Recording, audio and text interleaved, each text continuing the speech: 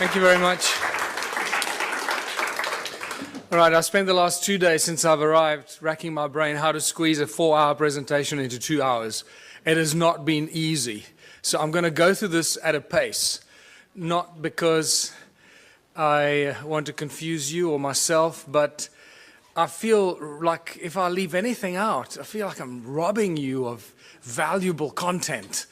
And, what do you leave out of something that's a work in progress that started out, 8 years ago with a small little presentation and now consists of volumes and volumes of research and discovery that is, I, for one, certainly did not expect to happen to me. So let's kick off. The history of our planet is far more mysterious and stranger than most of us will ever realize. And just by talking to the people here, it becomes very evident. The more people you talk to at this conference, the more evident it becomes.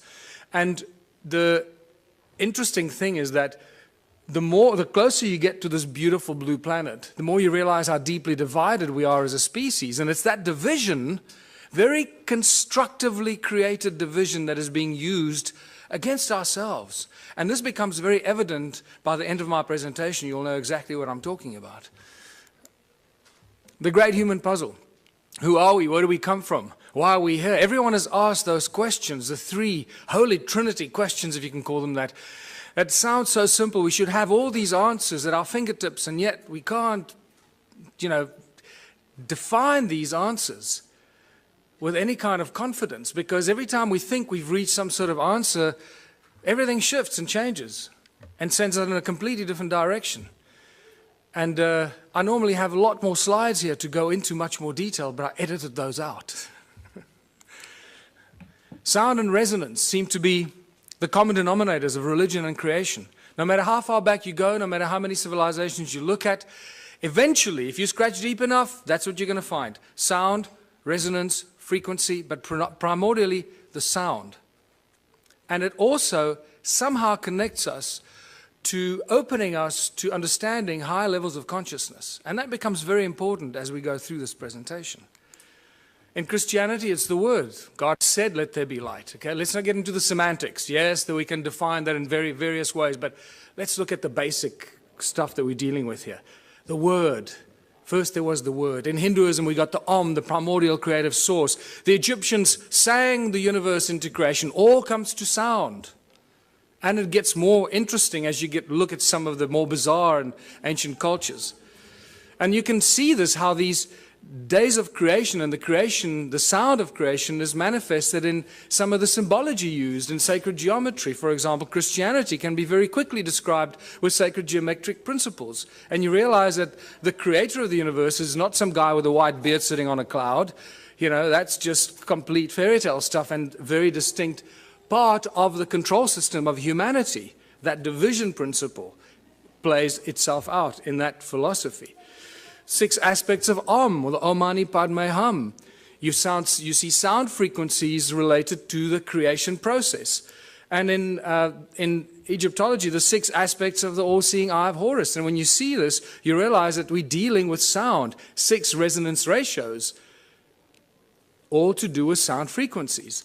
So sound plays a very important role, and one of the lesser known statements or thought patterns of Nikola Tesla that a lot of people seem to miss is that Nikola Tesla said that the earth rings like a bell. It's continuously ringing like a bell. And if you know how to use this primordial source sound frequency of Mother Earth, you'll know how to convert it into an unlimited source of energy. And I believe that's what he really did. What he did with it up at the top of the tower remains a mystery to most of us, and we're all trying to emulate that. But I believe that he was talking about the sound of Gaia, an unlimited free source of energy. And this plays a very important part in all of creation, in all ancient cultures, in all the belief systems. And I believe Tesla used this to do whatever he did to create this free energy that we're all trying to emulate. But what is sound? What is sound? Because we think that sound is just something that travels at a finite speed. Well, that's been busted now, because in Tennessee, you studied in Tennessee, didn't you? Brooks, at the Middle State Tennessee University in 2005. There were 3 high school students and 2 undergraduates that proved that sound travels beyond the speed of light. I'm not going to go into that, but that's an interesting thing to contemplate. That's one of the best kept secrets of science and physics. Never made it into the mainstream news bulletins. Sound boils water. This is a guy called Peter Davey in New Zealand. Since 1940, this guy's been boiling water with sound frequency. It's not complicated, because everything has a resonance. Everything in the creation and in physical form has its own fundamental resonant frequencies. If we understand the resonance and the sound behind the resonance, we can do everything. Because if sound created the universe and all things in it, because that was done by God, then we should be able to use sound to do everything else. A 92-year-old Christchurch inventor claims to have come up with a novel way to make a cup of tea. He's invented a contraption that he claims uses the power of sound to boil water. Beverly Lockhart went to investigate. It looks like a desk lamp, is cool to the touch and appears to be doing nothing until it comes into contact with water. 92-year-old former Spitfire pilot Peter Davey claims his invention uses the power of sound to boil water. DSIR, they're a bit baffled how it works. Nobody really knows how it works. Davey believes high-frequency sonic vibrations emitted from within the silver bulb cause the water to boil. He says the idea came to him 50 years ago when he noticed different saxophone notes caused different household items to rattle. The mains-powered gizmo has experts intrigued. Never seen anything like it in my life, as they say. Professor Williamson has his doubts about Davey's acoustic theory and suspects there are 2 simple electrodes inside the boiler. It's the conductivity of the water that provides the path for the current and provides the resistance to give the heating. I'm careful that I don't divulge everything. I'm waiting to get a manufacturer that's prepared to put some money into it. And if he does get it on the shelves, he's already got one interested customer. If I saw one in a shop, I'd buy one, because I think they're an interesting little bit of technology. However it is they work. But for now, Davey is savouring his gizmo's success and sticking to his own unique theory on how it works. Beverly Lockhart, 3 News. And in there lies the problem. He's dead. He took his secret to his grave. We will never find out until we go there, try and wrestle it out of his family to share the secret with the rest of the world. I can't believe that in all of the world of science and the the amazing laboratories that we have, there haven't been some scientists that have reverse engineered this or figured this out. Can't be that difficult. It's a resonant harmonic frequency of boiling water. Reverse engineer it. Measure the resonant harmonic frequency of boiling water and build the device. I don't have the laboratory to do it, but I've asked so many people to go out and do it, and no one's done it. So, but what we learn from this experience is we're here at this conference talking about free energy. I believe free energy means free to the world, not just free that we can suck it out of the vacuum and then sell it to the rest of the world. That's no longer free energy. I believe it's crucial that we start thinking about free energy as when you find it, like this guy, give it to the world for free. Because if you don't, they're going to get to you, they're going to get rid of you, and no one's going to get it. They were waiting. I can imagine what they did when Peter Davey died. They breathed a sigh of relief, say, oh, thank God he's gone. And he was too greedy to tell the world how the simple thing worked. Thank God this human greed gene is so powerful that it prevents people from sharing this beautiful stuff. That's what I have a problem with. So what I urge anyone here at this conference to do, if you do find something like this, a source of free energy, do not keep it to yourself. Do not try and gain from the rest of humanity. Put it on the internet, make videos, put it out as widely as you can, share it for free with the world. It'll come back to you in abundance that you can't imagine. Yes.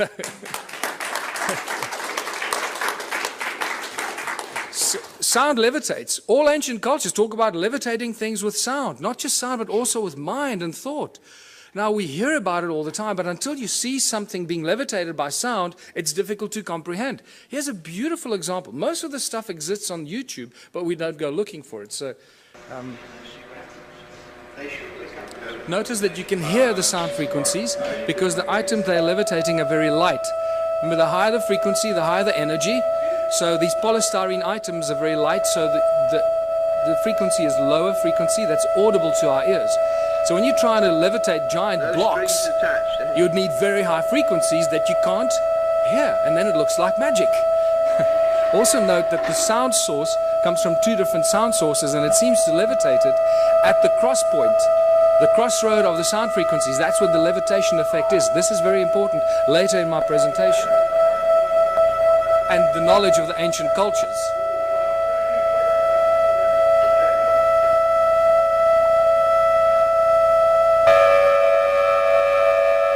Just the slightest sound variation and the thing starts to tumble and spin. Slightest little variation on the frequency. Look where it starts to spin.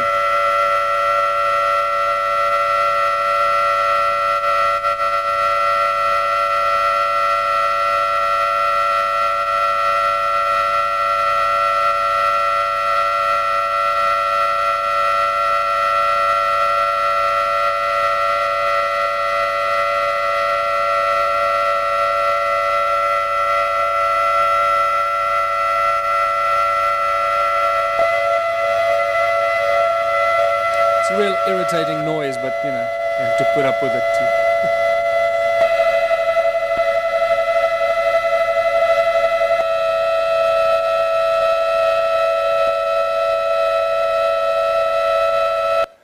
So sound levitates. It's no longer, you know, this fairy tale thing. It really happens. But sound source is also the inspiration for all the religions in the world, the great religions, and the most recognized religious symbols. This is from the guys that developed the CymaScope.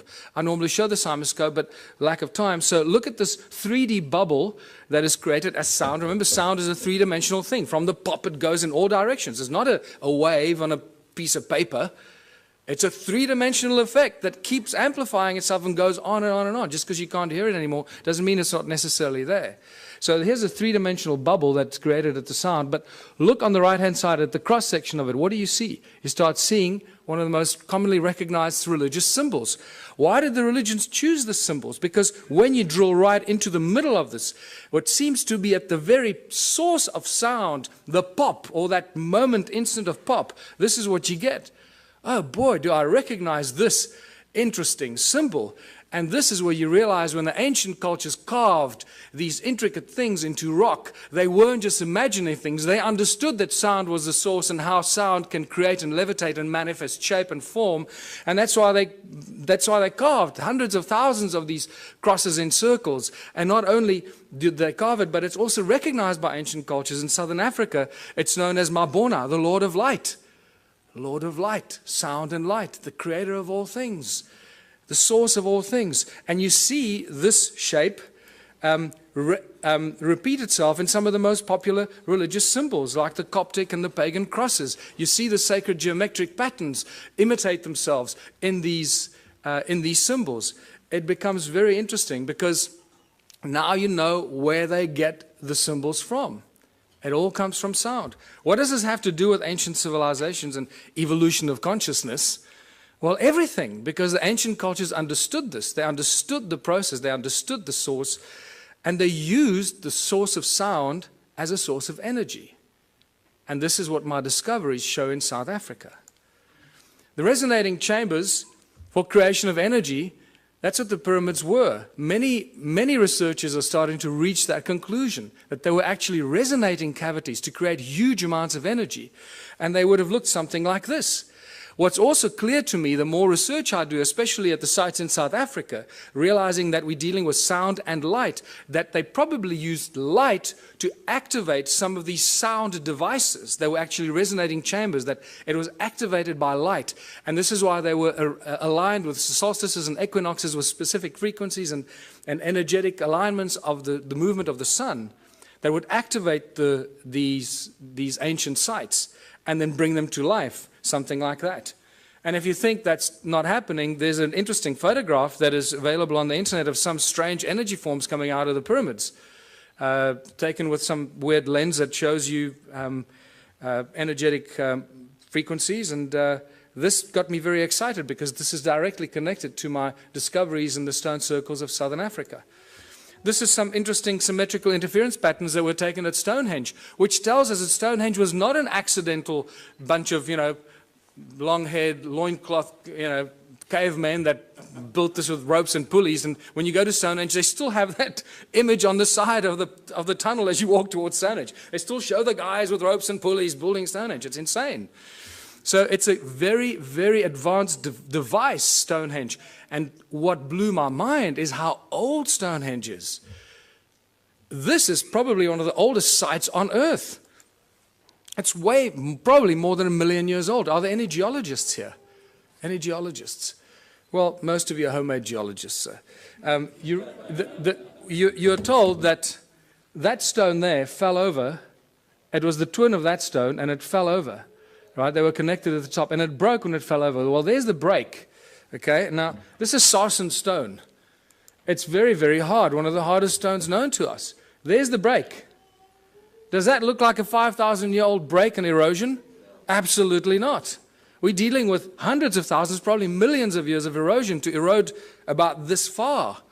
This is not a new structure, people. Stonehenge is extremely old. Your mother will lie to you, your priest will lie to you, but the geology is not going to lie to you. There it is. Do with this what you want. It tells us we're dealing with ancient sites and advanced knowledge of sound frequency, because we see it in the patterns that the Stonehenge site still generates today, even though it is in the state of disrepair. Just like the stone circles in South Africa, in the incredible state of disrepair, are still giving us insane amount of energy that we don't know what to do with. This is another example of how old Stonehenge is. That crack was clearly not there when the builders built it. You wouldn't put a lintel up with a crack in it. So we have to assume the crack happened after the event. And look at the erosion around the crack. I mean, this is insane amount of erosion. So, modern day levitator. Southern Florida, this guy called Ed Leeds Cullen in the 20s built this amazing place called Coral Castle. This is still a mystery to a lot of people, or they don't know about it. And he single-handedly put these giant blocks on top of each other, carved them, sculpted them, shaped them on his own. The interesting thing is when they used to bring the trucks used to deliver these rocks, he would offload them single-handedly. And nobody knew how he did it. He always made the guy stand around the corner or something like that, until one day, 2 young schoolboys saw him offloading these giant coral blocks. And they came home very excited saying, "Hey, Mummy, we saw the guy." And they asked, "How did he do it?" And the kid said, "Well, he did it with ice cream cones in his hands, 2 ice cream cones." And the parents imagined, naughty children, what are you talking about? You're trying to force us into buying your ice cream for dinner, right? Well, that's not true. When I heard that, I got extremely excited, because that is consistent with what I've been finding in southern Africa. Ice cream cones, cone-shaped tools. And that's why I call it the ice cream cone phenomenon. And this has become a very important part of trying to unravel the ancient mystery, how they did this stuff. They used sound, they levitated stuff, but how did they do it? And I find many of these cone-shaped tools scattered all over southern Africa, among the ruins, wherever you go. I was up the mountain 2 weeks ago, again, walking through areas that I've never been before. Remember, at this stage, I'm the only guy researching this, the whole of southern Africa. It's like I'm the only guy researching Egypt. That's the equivalent of that. There's one guy in all of Egypt let loose to do, try and get some sanity out of this. And so I feel a little lonely, so come help. So just to show you that these ice cream cone-shaped tools are everywhere. There are thousands of them. I've just collected a few, because after a while you get bored. Say, oh, there's another one over there. And then you get to the Rosicrucian Museum in the United States, and guess what I find? These cone-shaped tools on display with Sumerian writing on it, Sumerian cuneiform writing on it, commemorating the building of the temples in Sumer. They were then stored in the walls and hidden in secret chambers in the walls that were retrieved from the secret chambers in the walls. Now they're on display in the United States. Cone-shaped tools commemorating the building of the temples in Sumer. The plot thickens, doesn't it? So let's go back to South Africa, or Southern Africa. The current belief system is that Southern Africa was a sparsely populated part of the world with only a few inhabitants up to about 1,000 years ago. And they tell you about maybe 5,000 people, maximum 10,000 people, hunter-gatherers running around, shooting a buck here, shooting a buck there. Well, they don't do their homework when they put this in our history books, and they insult our intelligence, because unfortunately the ancient stone ruins of Southern Africa tell us a completely different tale. But they still continue to put in our history books, still today, that these are just cattle kraal for keeping cattle. These amazing stone structures that cover most of Southern Africa, but they didn't know that it covered most of Southern Africa, so they put these ignorant things into our history books, and then we pay lots of money to send our children to university to regurgitate this crap. Right? And it's spectacular. They just make the stuff up, put it in the history books, but because they doctor this and doctor that, everybody just kisses their butt and nobody questions them.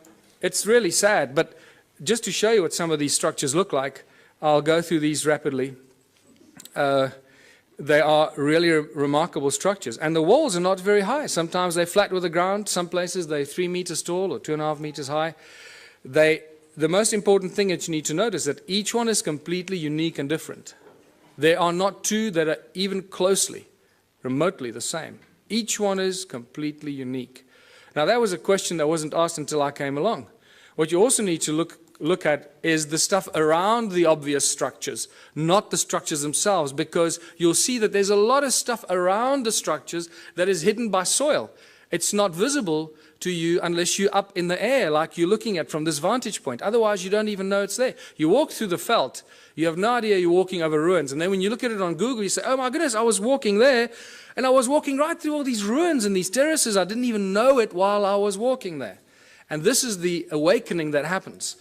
I mean, let me just go back here. I mean, look at this horseshoe-shaped structure here, attached with a circle inside, with a stone right in the middle of it, with these weird two, like, towers that lead you in there.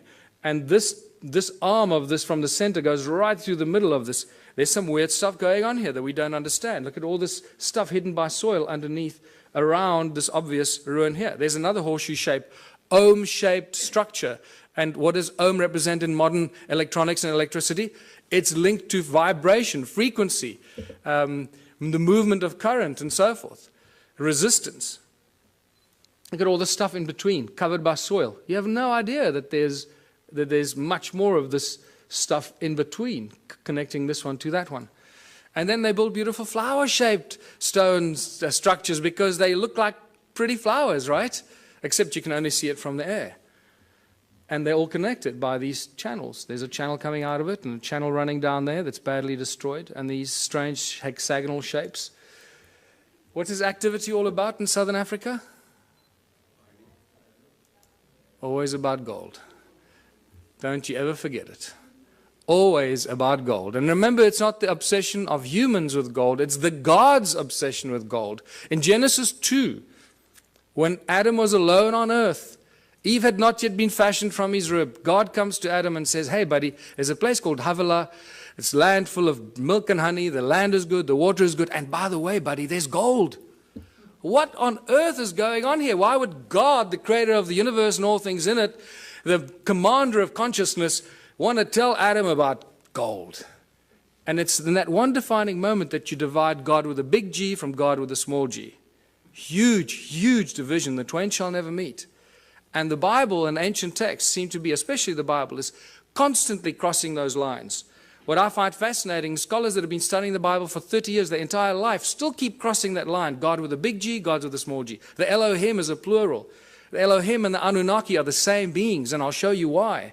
We've got conclusive evidence that the Anunnaki and the Elohim were the gods of the Bible, the gods with a small g, the malicious, malevolent beings that were after gold. The divine creator of all things does not want gold. He doesn't take credit cards, and he doesn't use money. And we'll get to that. The ancient history of Southern Africa is all about gold. You can't, the whole Monomotapa kingdom that was attacked by everybody from the north, and they could never be overthrown, the golden kings of Monomotapa. Fascinating story. Not many people are even aware of it. What do other ancient cultures or other ancient texts tell us? Well, the Sumerian tablets tell us in great detail about the Anunnaki.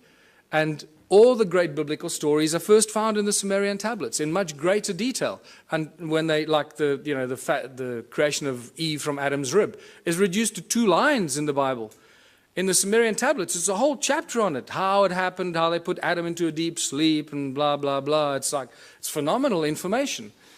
But so what we do know is that a lot of the stories in the Sumerian tablets are translated into the Bible much later and abused or used for abuse against humanity. Work in the Abzu is the constant reference in the Sumerian tablets. Abzu has been given many names, but its primary sort of reference is always linked with gold. This is Abzu is where the gold came from, and there's some great references from Sitchin's work where the landmass, the shape of a heart was given, in the lower parts thereof golden veins from the earth's innards were abundant. Abzu, of gold the birthplace, Ea to the region the name gave. And I'll draw that comparison for you to show what he's talking about. The Sumerian god Enki is inextricably linked to Southern Africa and the gold mining empire. And in my longer presentations, I go into more detail why I say this, but it's just overwhelming. It keeps coming in waves and waves, how Enki is linked to Southern Africa and the gold mining empire that he set up there some 400,000 years ago. Now, Enki is not unknown in African ancient history. Credo Mutwa told me that Enki is known as Enkai, the creator of the human race. Just to throw that at you. And it gets weirder and weirder the deeper you go into this. And then Enki decides to create a species because they needed help to get the gold out of the mine. You can't just use machines.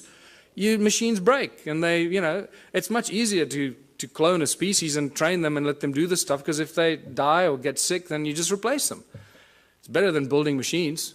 They just breed on their own. Look what they've done. 7 billion. Great breeders, these machines, these slaves. Let us create a Lulu, a primitive worker. The hardship work to take over. Let the being, the toil of the Anunnaki carry on his back. Tells us very clearly what these guys were up to down there. Planning to create the Adam, Adamu. A primitive worker shall be created. Our command will he understand. Our tools he will handle. To the Anunnaki in the Abzu relief shall come. So we know that the Anunnaki were in the Abzu. They were doing something. They needed relief. And for this they needed a slave, and they cloned it. And boy, did they do a good job. This is fantastic reference to Enki's house, his mines, and his technology. In the midst of the Abzu, to a place of pure waters, Enki betook himself. In that land, a place of deepness he determined for the heroes into the earth's bowels to descend. Before they cloned the slaves or the human race, they referred to the Anunnaki who were doing the gold mining as the heroes, because they were doing the hard work in the gold mines. So for the heroes into earth's bowels to descend. The earth splitter that Enki established. Now I'm going to show you the earth splitter because this is one of my discoveries in South Africa.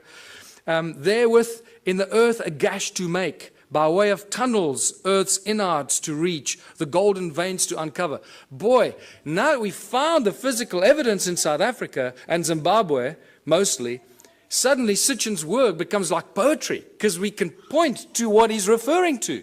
We've got the physical evidence for which he's often undergone a lot of criticism, Oh, he's making this stuff up. Well, anyone who's still a naysayer about Sitchin's work, wake up. We got the physical evidence. It's there in beyond believable abundance. Is there a ruin or a settlement that could be linked to Enki? Absolutely. And this is Great Zimbabwe, the greatest ruin in southern Africa. It has to be the biggest, right? This is just a spectacular place. And just to show you, some of the walls are 10 meters high and 6 meters wide. Great Zimbabwe is a spectacular sight. And it has got Enki's energetic imprint all over it. Any of you that do energetic work, go and look at it. You're not going to believe your eyes. What's so special about the ruins in southern Africa? Well, they're very special cattle kraal for very special cattle, because this is probably where the word holy cow comes from. Because most of these cattle kraal are built aligned to the sun and the stars and the equinoxes and the solstices, and wow, they went to a lot of trouble for these cattle, didn't they? And the sacred geometry, and you start seeing how sacred geometric principles just jump out of it, out of these structures, and you realize, hold on, this is not just somebody building things, to pass time. And clearly this was easy to these people, because every single one of these ruins that is measured, and this is all Jan Heine's original pioneering work for which you'll always be remembered, because every ruin that he's measured so far turns out to have these very intricate alignments. And this is spectacular. And you'll understand why this is so spectacular when you realize how many of these ruins there are. These, look at this, they're perfect, and you draw a circle over there, which doesn't look like it's real. But when you extrapolate that flat line into the circle, you get a perfect hexagon. When you start joining the corners of the hexagon, look how it touches the inner circle perfectly. This is not accidental, people. This takes real exact science and understanding. There you go. So these structures down there are not just simplistic structures. They carry huge amounts of energy. And important to note that there are no doors or entrances. This is an important thing that you find in some of the archaeological reports, and they say, oh, there are no doors and entrances, and then they forget about it. And then they tell you, it was probably built by a migrating group of 15 to 20 people, and they built it. And you say, hold on, you just told me there are no doors and entrances, and now you're telling me that it was built by people as a dwelling. So what's going on here? What are we dealing with here? And you don't get intelligent answers from the so-called authorities on this. And agricultural terraces. Thousands of kilometers of agricultural terraces. In fact, more than 450,000 square kilometers of agricultural terraces in a sparsely populated part of the world. Who built these terraces? What were they planting in these terraces? What's going on here? It doesn't fit. It doesn't match. Terraces are everywhere. When you start looking and opening your eyes, mountains are covered by these terraces. This is in Botswana. This is in Lesotho. There are terraces up some of the most incredible steep mountain sides that don't make any sense. In fact, if you go into Google Earth and you look at Lesotho, I challenge you to find any part of Lesotho without terraces. It's actually quite incredible. There are just terraces everywhere. And there's just been no people down there to build these terraces, so where do they come from? This is one of the greatest examples, because you can see the channels that link them, the circles and the terraces, all one giant grid. Nothing stands alone. Remember I told you, look at around the circles, the stuff hidden by the soil, because there are no standalone circles. They're all part of a giant grid, a huge grid. No standalone, all connected by these weird channels that are clever people at university call roads to drive the cattle on. This is why these roads are there, because they were built because the people 200 years ago built them to drive their cattle on. And that's as far back as they go. Maybe 400 years ago, that's it. This is just spectacular. This is right up the road from where I live. So when I leave my house and I go walking in the mountains, this is what I walk in these places. And it's rather silly. So I take a lot of photographs and I write a whole bunch of stuff, and then I come talk to people like you, and I feel like I'm, alone, lost in the world. Ancient roads and channels run for hundreds of miles. Notice, circle, channel, and the extrapolation or the extension of the circle that looks like a giant spider's web. And it's these giant spider's web that turn into these agricultural terraces. And there's a very specific reason why this is all connected, which you'll understand soon. Look at these archaeological drawings from 1939, clearly showing us that there are no doors and entrances, and these circles are all connected like a bunch of grapes. And then they don't make any more comments about it, they just leave it. The roads link every stone circle. There's the road there. It's very, very badly eroded, as you can see. Most of the times you don't even know you're walking on these ruins. Over there at the bottom, it used to connect in there, but that looks like water washed it away at some stage. Look at this linking into these strange hexagonal things. There's not enough time to talk about that, but there's spectacular information about what is going on there. And there's ruins there and there, but they're just covered by soil. This is a beautiful example of a channel running into with all the stuff around it. The spider's web effect. Look at this. Now imagine most of southern Africa looking like this a long, long time ago. And these are all cattle kraal, as I said, built for special cattle. There were a lot of cattle. Boy, they were just, I don't know where the people were, but there are a lot of cattle. Hey, maybe... How many of these ruins are there? And this is where the penny really drops, when you start figuring out how many there were. In 1891, the brilliant Theodore Bent, this is one of the few archaeologists that I carry real respect for, wrote a brilliant book, The Vanished Lost Cities of Mashonaland, and it's a phenomenal book. And in 1891, from horseback, traveling through South Africa, Botswana, Zimbabwe, he estimated about 4,000 of these structures. Then by 1974, Roger Summers, who had more technology available, calculated about 20,000 of these stone ruins. Now, by now, I started going, hold on, 20,000 stone ruins in a sparsely populated continent doesn't make any sense.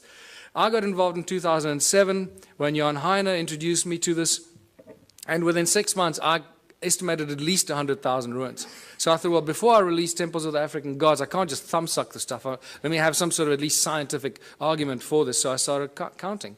I used Google and aerial shots and just started counting, and extrapolating, getting averages per hectare, per square kilometer, per larger area. And I went all over southern Africa and found these densely clustered areas and got averages. And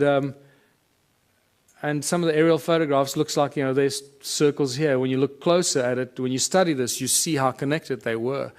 This is all over southern Africa. Some of them are in the Transvaal or in Gauteng, what used to be the Transvaal, in Mpumalanga, in the Orange Free State. There's some in Natal, KZN. I just found some in KZN 2 weeks ago when I traveled to KZN. And I hadn't found any before. So wherever you go, you find more ruins. Zimbabwe, Botswana, as I mentioned. And this one I'll be talking about again. This is near a town called Bronkhorstspruit, very strange looking structures. This is again close to my house. And this is south of Johannesburg. There are thousands and thousands of these south of Johannesburg, and they think they discovered gold there in the late 1800s. And this is just spectacular. It's the density of these. This is other side of Rustenburg, where I grew up near the platinum mines on the way to Botswana. This runs about 5 by 5 kilometers, and it's just dense like this. It's ridiculous. And this is back near where I live, just to show you the circles with the channels connecting them and the terraces. And by the time I finished counting, getting all these averages, I found out there were more than 10 million of these. So forget 4,000 and 20,000 and 100,000, more than 10 million of these. In fact, I can now tell you categorically it's probably closer to 20 million of these. And we'll be surprised if there aren't more. It's spectacular. We're dealing with the largest and most mysterious ancient civilization on earth that no one's paid any attention to until now. What happened to them? What happened to 10 million stone structures and the people? Forget the stone structures. We've got evidence of those. Where are the bones? Where are the dead people? There's nothing. Not a trace of who occupied these. Isn't that more mysterious in itself? That for an extended period of, I'll show you, about 280,000 years, people lived and worked here. Then no fossil remains of these people. What on earth went on here? This is where you start listening to people like Drunvalo Melchizedek, when he says that, human populations have been evacuated and moved from one planet to another. You go, well, hold on, suddenly that makes a little bit more sense than anything else. Because we should have found bones. There's been a lot of digging, mining, and there should be bones everywhere. Farmers, building houses. So what happened to them? This is where the Sumerian tablets become very important.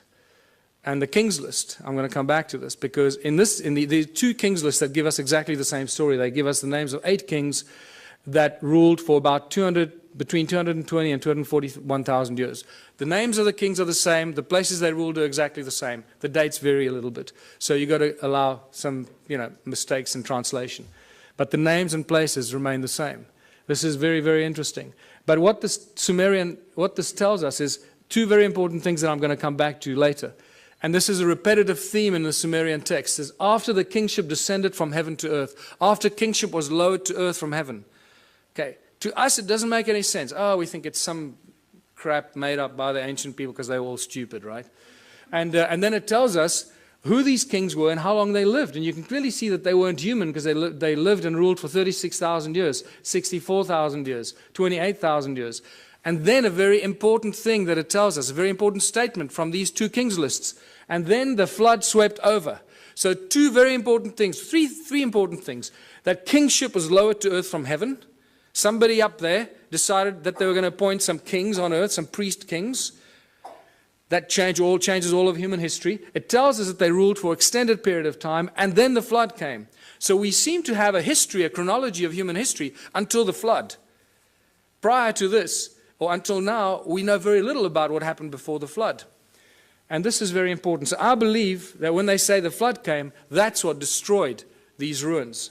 Some 12 to 13,000 years ago, the so-called Great Flood that there's not much argument about in geologic and archaeological circles. And you can see the sedimentation. That's why most of these ruins are not visible. Most of them are covered by soil. They're hidden from us. And wherever there's stone circles, there are gold mines. You can't get away from it. More than 75,000 gold mines have been found between 2005 and 2010 in a geological survey just around the little town of Leidenburg in the Mpumalanga province. 75,000 gold mines. In the 30s, I've got two distinct, separate reports from two separate miners that mined in the province of Limpopo, northern South Africa, that found mysterious mine shafts, tunnels like this, at about 100 feet down while they were mining gold. Remain unexplained. Tools and artifacts were confiscated by the authorities, never to be returned. In the 1990s, De Beers found a mine shaft 22,000 feet deep that scared them. That they say it was cut with absolute precision, indicating some advanced laser technology that they do not possess. Anglo American, I know, has a secret file that they keep for covering up ancient mines and shafts. Anytime they come across an ancient shaft or a mine, they cover it up and move on.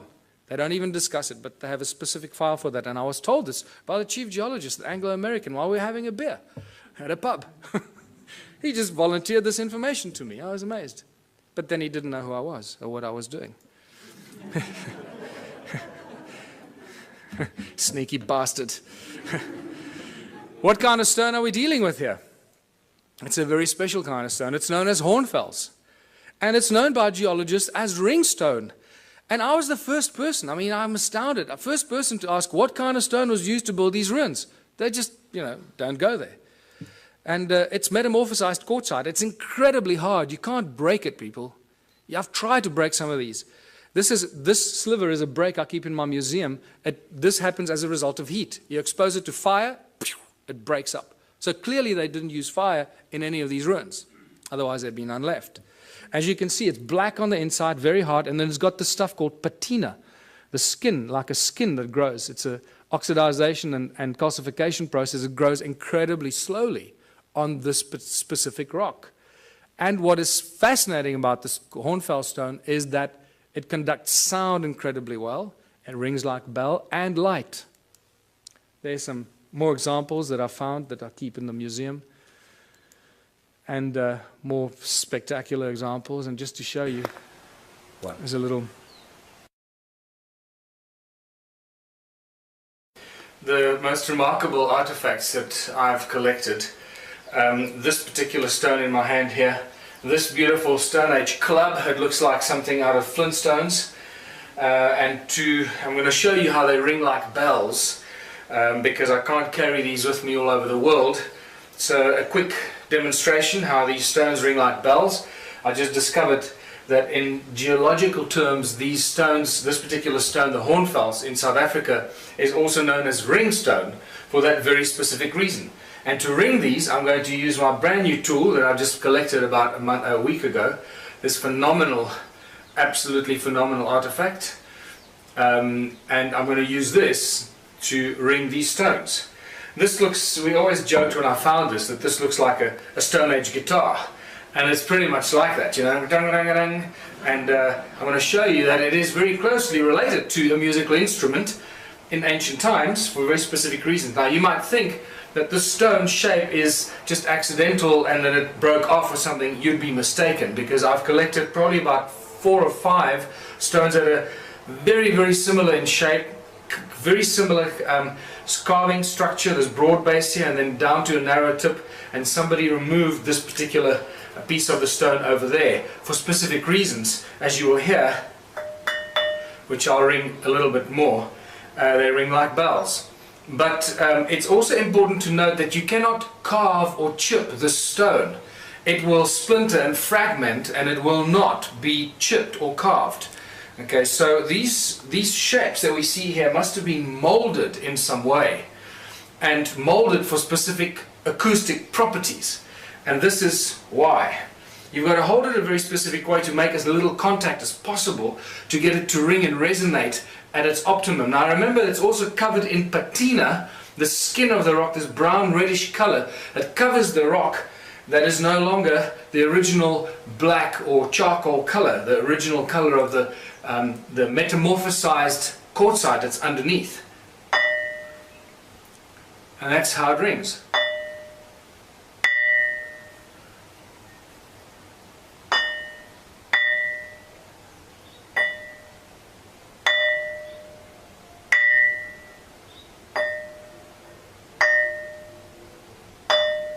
I can actually feel my fingers underneath are deadening the ringing because I'm holding it and it's deadening some of the effect. There we go. That's better. That's what you want. You realize that this thing really rings like a bell and it reverberates for quite a long time.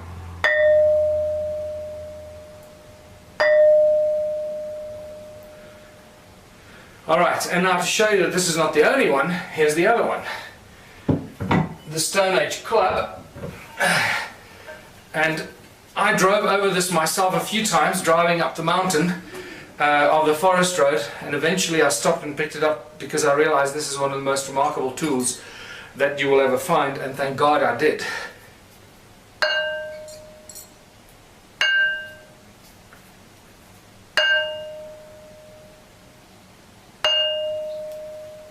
And it is very heavy. I'm out of breath because I'm holding my breath not to make a noise, and this thing weighs probably about 15 kilos, so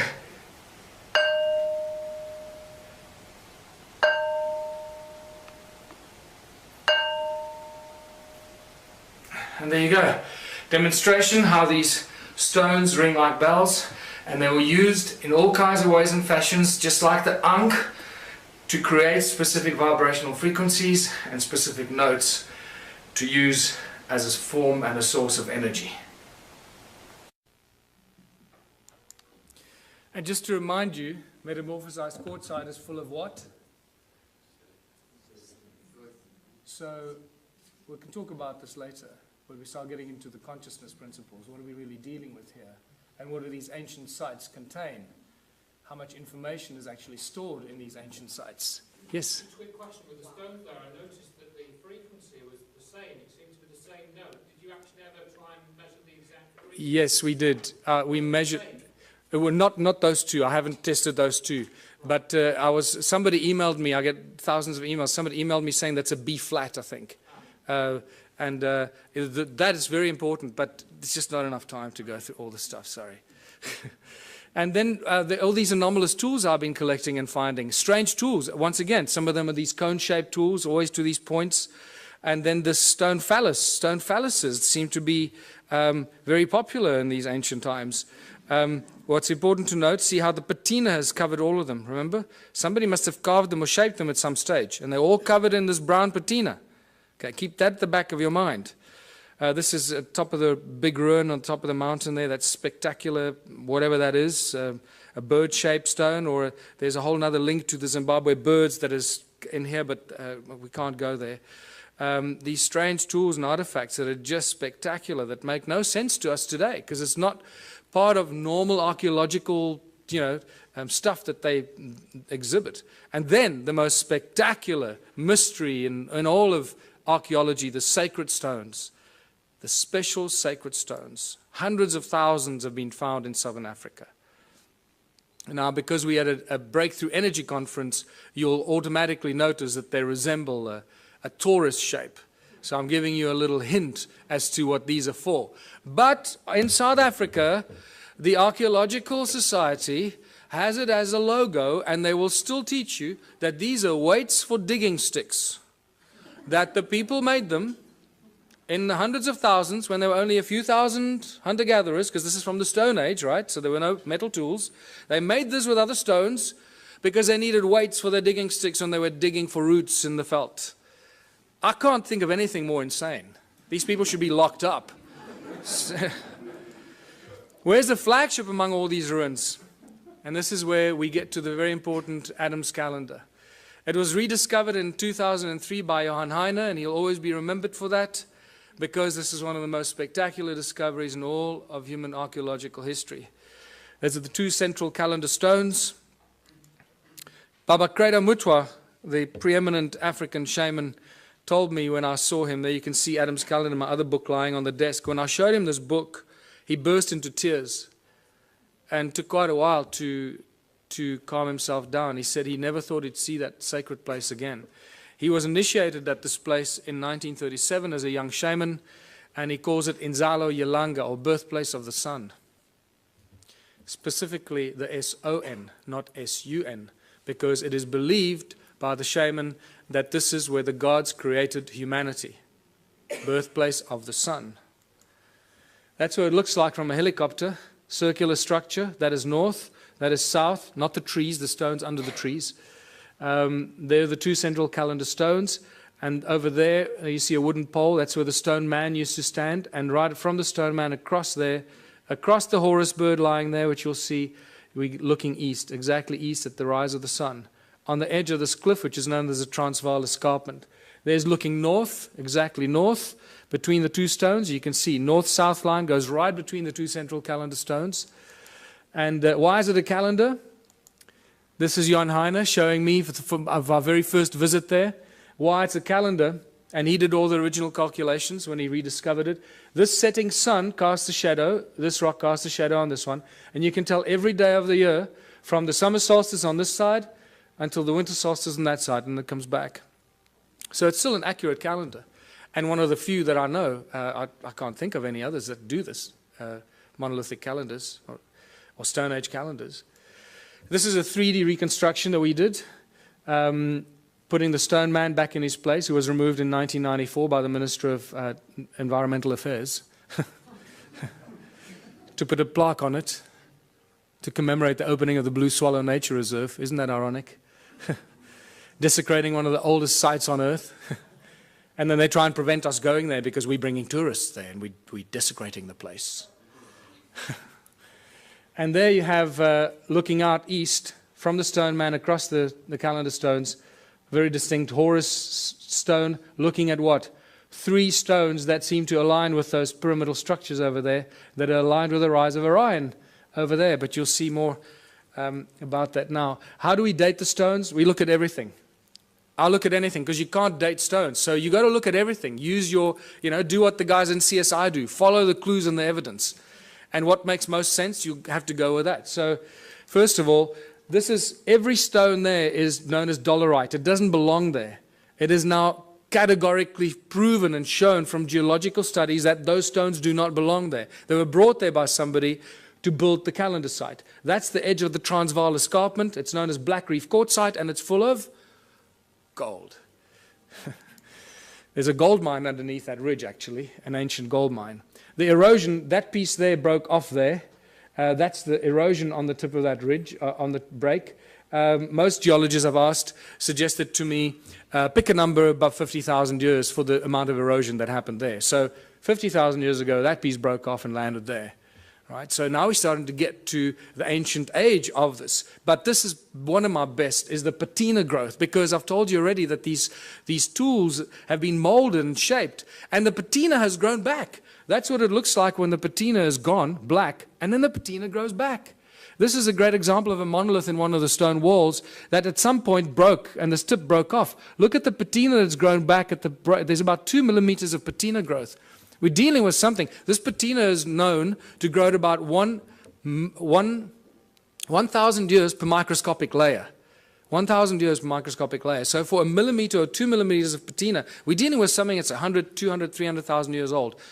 We don't really have a measure for it, but it's extremely old.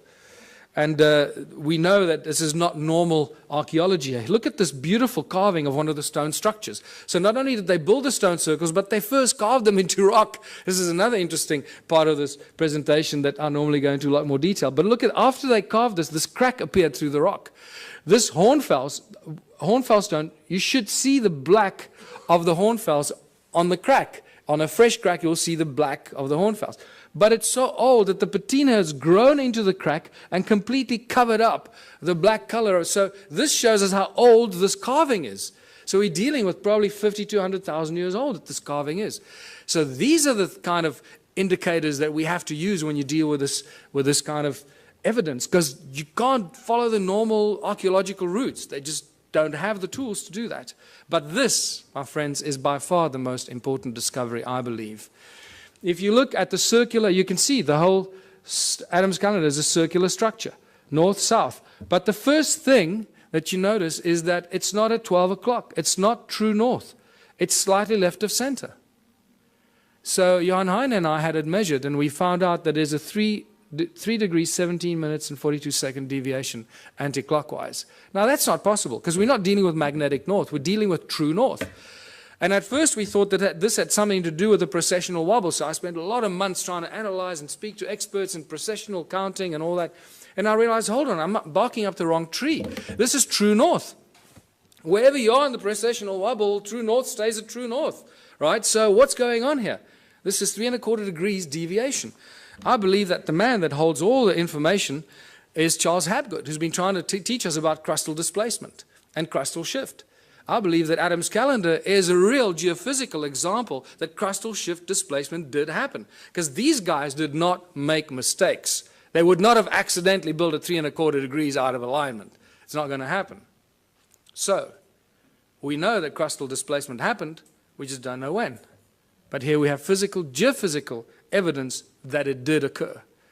And then obviously the Orion connection. You can't get away from the Orion connection. All ancient cultures do it. I've mentioned it already, those three. There's your Horus Stone, and look at that distinctly carved rock there. Those three, if you lift them up, they align precisely with the rise of Orion's belt when it was flat on the horizon.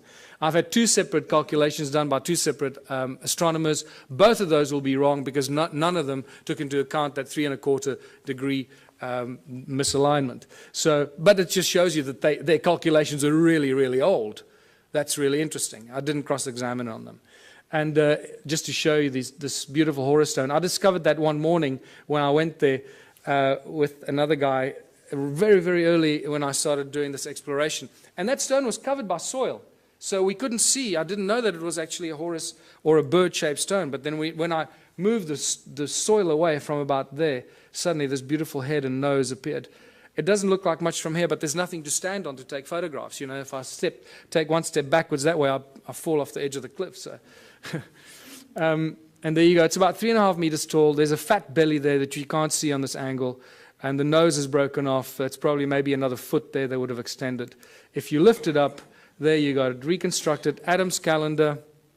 When I called it Adam's calendar, I had no idea how close to the truth it was. This is where humanity was created according to ancient African culture, where the Anunnaki artificially, genetically created the Adamu, the human species that we all belong to in various forms and shapes. And then we get to the discovering of the pyramids. The mystery just, gets better and better. Look at that.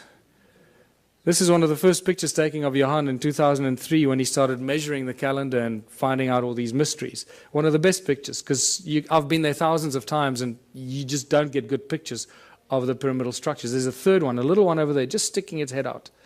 I've been told through various means that there's about 30 meters of sedimentation down there. So we're only probably seeing half of those pyramidal structures because of the flood, remember? The flood that destroyed all the stuff.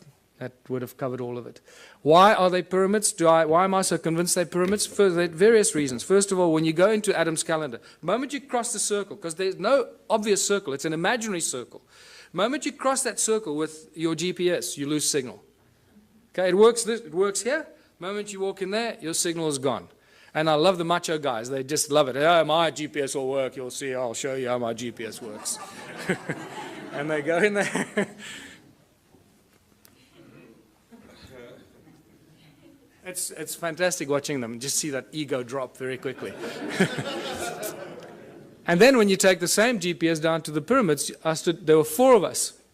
I will forever regret not taking a photograph of it, because there were 4 of us standing with GPSs like this.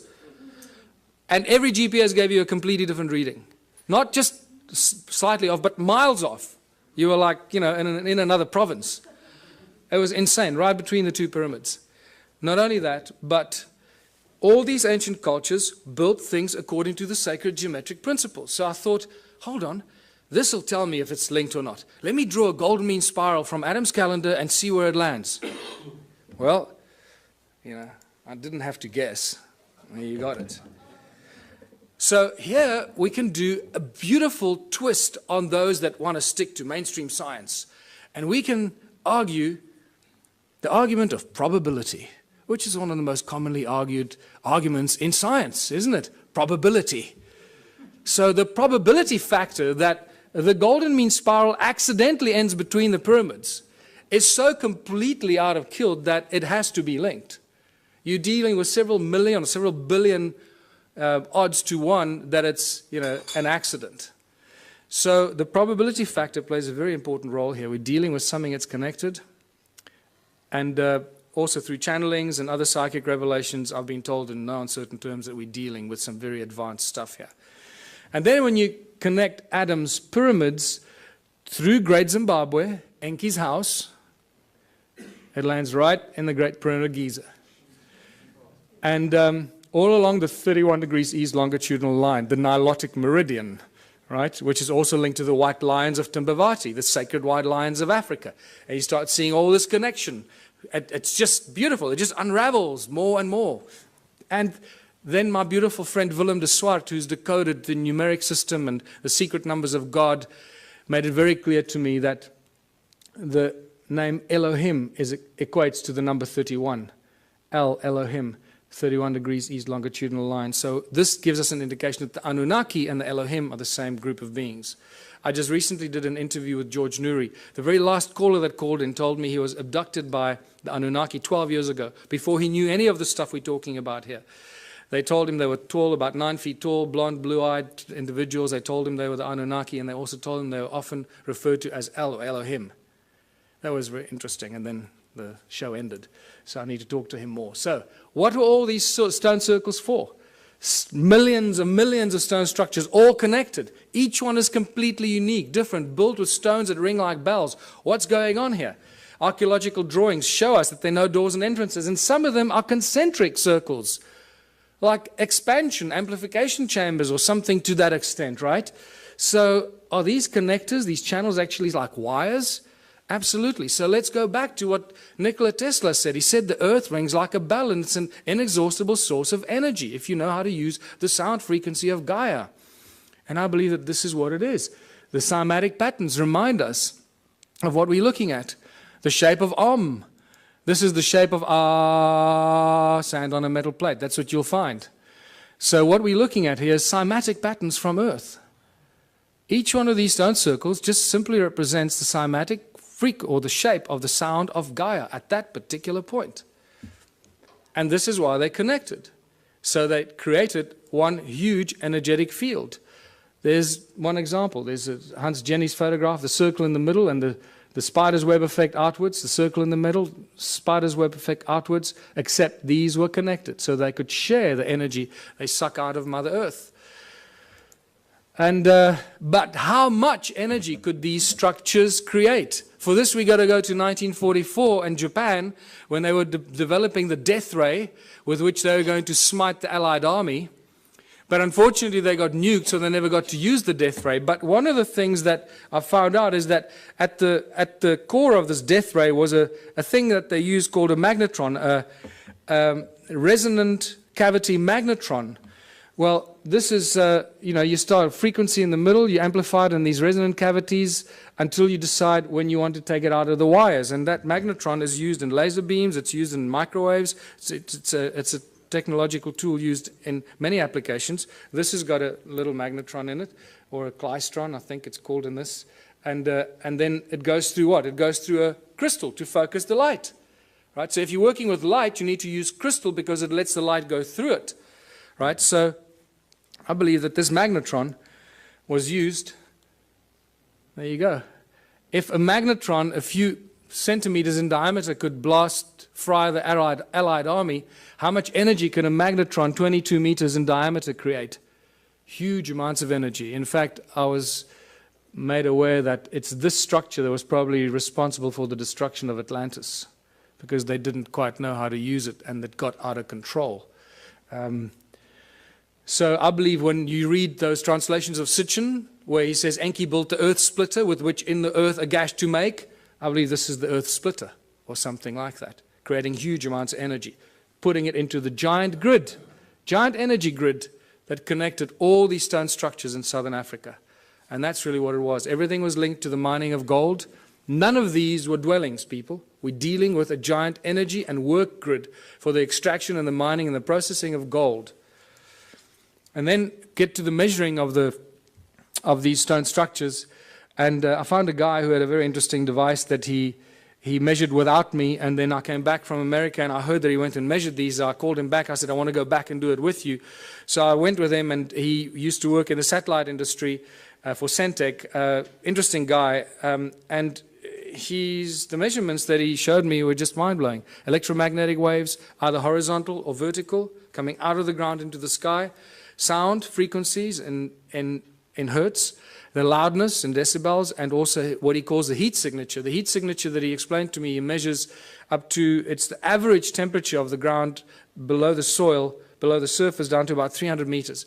He's got all kinds of ways that he calculates this. I can't explain to you exactly how he does this, but I asked him several questions to cross-examine him to see if he was not, making it up, and it stayed constant. So I believe that he does have a system to work this out. This is what he measured. The outside, the heat signature anywhere outside here is 5.5 degrees Celsius at the surface of the ground. The moment you move the device in there, it shoots up to 29 degrees. So it's 5.5 degrees, 29 degrees. 5.5 degrees, 20. There's no scientific explanation for that we have right now. You go in there, it goes up to 33 degrees. 5.5 degrees, 33 degrees in the middle.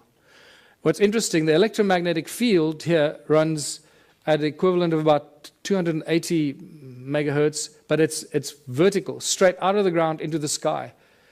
So it's a column of energy out of the ground into the sky. Over there, it creates like a dome-shaped effect over the circle, because you also lose GPS when you go in there. So I can now understand why you lose GPS, because it creates the circle. There's no electromagnetic activity outside. The moment you go inside there, you pick up this horizontal electromagnetic effect, equivalent to about 480 megahertz. And he went into more explanation to me exactly how, sorry, let's go back here. And then the sound frequency he measured coming out of these walls at 14.5 gigahertz. Now, we don't measure sound frequencies at those. This is really mysterious. So, and at 72 decibels coming out of these walls. And then we went up to this one here, and it got even worse. Measured 33 gigahertz sound frequencies coming out of these walls inside here. 33 gigahertz. When you walk along this channel that ran in here, the wall was broken there, but the channel runs in there. It started like 5 degrees. It keeps going up. As you walk there, that heat signature keeps rising. By the way, the heat signature, he explained to me, can only go up to about 80 degrees Celsius, at which point it suggests that you've got a volcano under you about 300 meters below you. So that's how he's calculated it. And so at 80 degrees is the max, and nothing more is possible. So we go from 5.5, and by the time you get here, it's at 33 degrees. Around 30 degrees there. When you go from outside there, 5.5 degrees, onto that little attachment there, inside, shoots up to 58 degrees. 5.5 degrees, 58 degrees. There's just no reason why it should be doing that. And then the electromagnetic waves, once again, there's a dome-shaped horizontal effect that happens inside here at that frequency. And it's horizontal. Also, this is why, when we did ground-penetrating radar, I used the world's leading company to do ground-penetrating radar on 3 structures. This is one of them. There was another one of those flower-shaped ones, and then at Adams Calendar. And all the way through the ground-penetrating radar exercise,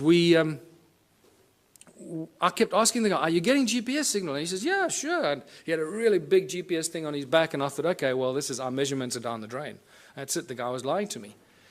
And then I waited, after working like a dog for a whole long weekend, because to do this GPR is not easy. The GPR devices are not meant for rocky terrain. You've got to drag this big box and up the rocks and down the rocks. And I had to do the dragging. So I worked my butt off for the whole weekend expecting some results. So, a week goes by and I phone the guys in Joburg and I say, have you got any results for me? I'm dying to see the results. And they say, yeah, no, we've got some problems with, I'll get back to you. A month goes by, nothing. 3 months go. Eventually I said, just tell me what's going on. He says, look, we got real problems with the GPS. Everything is just completely scrambled. I don't know what happened. I'm really, really sorry. But it's just like complete garbage. This has never happened to us before. So I went, don't worry, it's okay. You made me the happiest guy in the world. Because now I know that our measurement's accurate. It looks like you're getting a reading, but you're getting garbage. So when they put it in the computer nearly blew up. It said, sorry, buddy, I don't like what you're feeding me. And then we get to Adam's calendar, and everything we know, or we think we know, just flies out the window. There's the imaginary circle once again. And as you approach it, the heat signature is at 9.5 degrees. It's a little higher than the other places. As you cross that imaginary circle, remember there's no wall, so 9.5 degrees, as you cross in there, it shoots up to 77 degrees. 9.5, 77 degrees. But then when you go in between the two calendar stones, it shoots up to beyond 80 degrees, beyond what suggests you're standing on a volcano. This is bizarre stuff. Is it the human that enters there that makes the change, or if you leave a thermometer in there, is it the temperature? It's not a thermometer. No, this is special calculation. It's a heat signature. It's not the temperature of the ground. Okay, so it's the average temperature that he explained to me, about 300 meters below the surface, going up in temperature, suggesting that at about 80 degrees, that heat signature would equate to a volcano, volcanic activity. And then we measured the sound frequency, first of all. Once again, nothing outside. And then as you cross that imaginary circle inside, it shoots up to beyond 375 gigahertz. This is sound frequency. Now, I've never heard of anything before measuring sound frequency at these frequencies. In fact, I've had several people argue with me that sound doesn't exist at those frequencies. I say, oh, well, it just disappears. What happens to sound? It just disappears because we can't hear it. So there's an interesting debate to be had there with some of the brainy people out there. 375 gigahertz sound frequency. That's insane. That's ridiculous. But then the electromagnetic fields become very important in this discovery, because as you cross in there, it shoots up to 1700 megahertz, equivalent electromagnetic activity, horizontally, creating a dome-shaped effect. Again, this is why the GPS doesn't work inside there. But in between those two calendar stones in the middle, it shoots up even higher to 1800, but vertically, straight out of the ground into the sky. And that just blew my mind, because that made me realize that we're dealing with something very special. Since I first started going there and taking psychics and connected people there have been hundreds that have told me things about the site that could not be told unless you knew something. So once again, the statistical probability that they were lying to me is out the window. They must be telling me the truth. And the recurring constant, that thing that I've been told by, strange woo-woo people, is that it's an active vortex and a portal. Now that we've measured it, I believe them, because this is the kind of thing that we measure there. Electromagnetic waves run horizontally, vertically, and then vertically coming out of it is one vertical shaft of electromagnetic waves straight into the sky. So what is this calendar site all about? What were they doing here? What were the Anunnaki doing here? They were getting gold. They were using the people to mine the gold, using advanced technology, Caesar technology, getting it off the planet. We know that they were getting it off the planet. Sitchin makes it very clear in his translations. But he says they would beam it up with skyships. I think he was very, very close to the truth, except the word skyships was misinterpreted in his translations. It wasn't skyships. It was a contraption like Adam's calendar. Beam up the gold, Scotty. Where do you want it? That's what we're dealing with here. They were getting the gold off the ground, off the earth, somewhere else. The gold isn't here. One of the biggest mysteries. Where's Germany's gold? Where's the gold in the USA? The gold is missing. Suddenly all the countries around the world are waking up that they don't have any gold. Well, this is an age-old story. It goes on for all of human history. Remember when the Spaniards arrived in the Americas and everywhere in the world, they found the native populations, they had all this gold, and they asked them, who does the gold belong to? There was always one answer they received: The gold belongs to the gods. And they were right. And they're getting it off the ground, off this planet. So Caesar technology was only discovered in the 17th June 2009. This was reported on in some of the scientific journals, talking about sound as being used as laser beams. Not light, sound.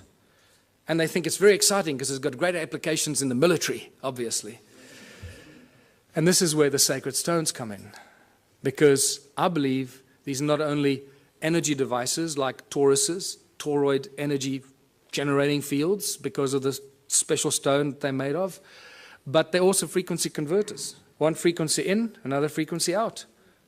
And I believe that these pointy stones, like Ed Leedskalnin, was reported to move the giant blocks with 2 ice cream cones in his hands. Well, you hold those 2 in your hands, it'll look like you're holding ice cream cones in your hands. And at the point where they cross, beaming high-frequency sound waves, they will create levitation. The higher the frequency, the higher the power and the energy, so you can lift huge things up and move it around as you want. Ice cream cones in your hands. Boy, those 2 schoolboys made my day. There you go. What I find interesting is that average 3 centimeters, which equates to 10 gigahertz. So when we reverse engineer this, I'm looking for laboratories that work on laser technology. We can do some remarkable experiments, people. We'll change the world. We'll use these stones and we're going to discover new energies. And we can, any volunteers, we can put you in front there, set it up, and see what happens if we phase you out or if you're still there. 10 gigahertz. So what have we learned from all of this? If we don't learn something from this information, it's completely wasted on us. And I believe we're going to have a break now. Is that true? We're going to have a break? No break? So I was going to have a 10-minute break, but mostly for your sanity, I'm used to this. So I believe that we're reaching the conclusion of a prophecy. All the ancient cultures have these great, amazing prophecies that last thousands and thousands of years, and they say that the end days will be as the first days. Did you know that in 1980, in the mid-80s, 4 of the North American native tribes came to South Africa to meet with Creator Mutwa and some of the African shaman because they believe that the new age will rise out of South Africa. It was quite amazing. And they had all these ceremonies at these sacred sites and so forth. So the end days will be as the first days. Well, if humanity arose out of South Africa, then it should restart there again. And it makes me quite curious to see what's going on in South Africa at the moment. There's some really interesting things, and I seem to be involved in a few of those for some reason, but we're rediscovering free energy. We're discovering that sound is a source of energy. We just need to realize how to use it, figure out how to use all these ancient stone circles that give us insane amounts of free energy every second of the day. We just don't know how to use it. We're crossing the galactic plane. It's the rise and fall of civilizations, concluding these giant, as Plato called it, the great year. We're exposed to frequencies and energies that we probably haven't experienced in the last 26,000 years. So no wonder we're going through, turmoil, and a lot of people are going crazy. They don't know how to deal with it. We're exposed to galactic light from the great sun, the cosmic, the center of our galaxy. And we're exploding with consciousness. Why? Why are we exploding with consciousness? Because this galactic light is activating our DNA, and there's plenty of scientific evidence for that you can go and look at if you still don't believe that. And it's doing amazing things. It's not just activating our junk DNA, 97% of it. So as our junk DNA gets activated, it creates a feedback mechanism, and we start to think higher thoughts, and our consciousness grows quicker and quicker. It's a beautiful thing, this, people. And it's all connected to these crazy people, 280,000 years ago, building stone circles in South Africa. They created us and allowed us to get to this point where we can contemplate our own existence and our own humanness and figure out how we fit into this great, crazy picture. We connect to the morphogenic field and realize that the resonance is the substance of the morphogenic field and plays a very important role in, spooky action at a distance that scientists are still trying to wrap their heads around. How does this all work? And this is where I realized that if we don't learn something from this ancient civilization and apply it today, it's going to be completely wasted. So I realized that these people lived for long, extended periods of time without money. And it was Kerry Cassidy, when she first came to visit me 3 years ago, she suggested to me, you know what, you should start a political party. Because when you start sharing this information, it's not going to go down well, and you need to create a platform of credibility and protection. So I did that. And the Ubuntu Liberation Movement has now been registered as a fully fledged political party in South Africa, and I'm going to be running for president next year. That's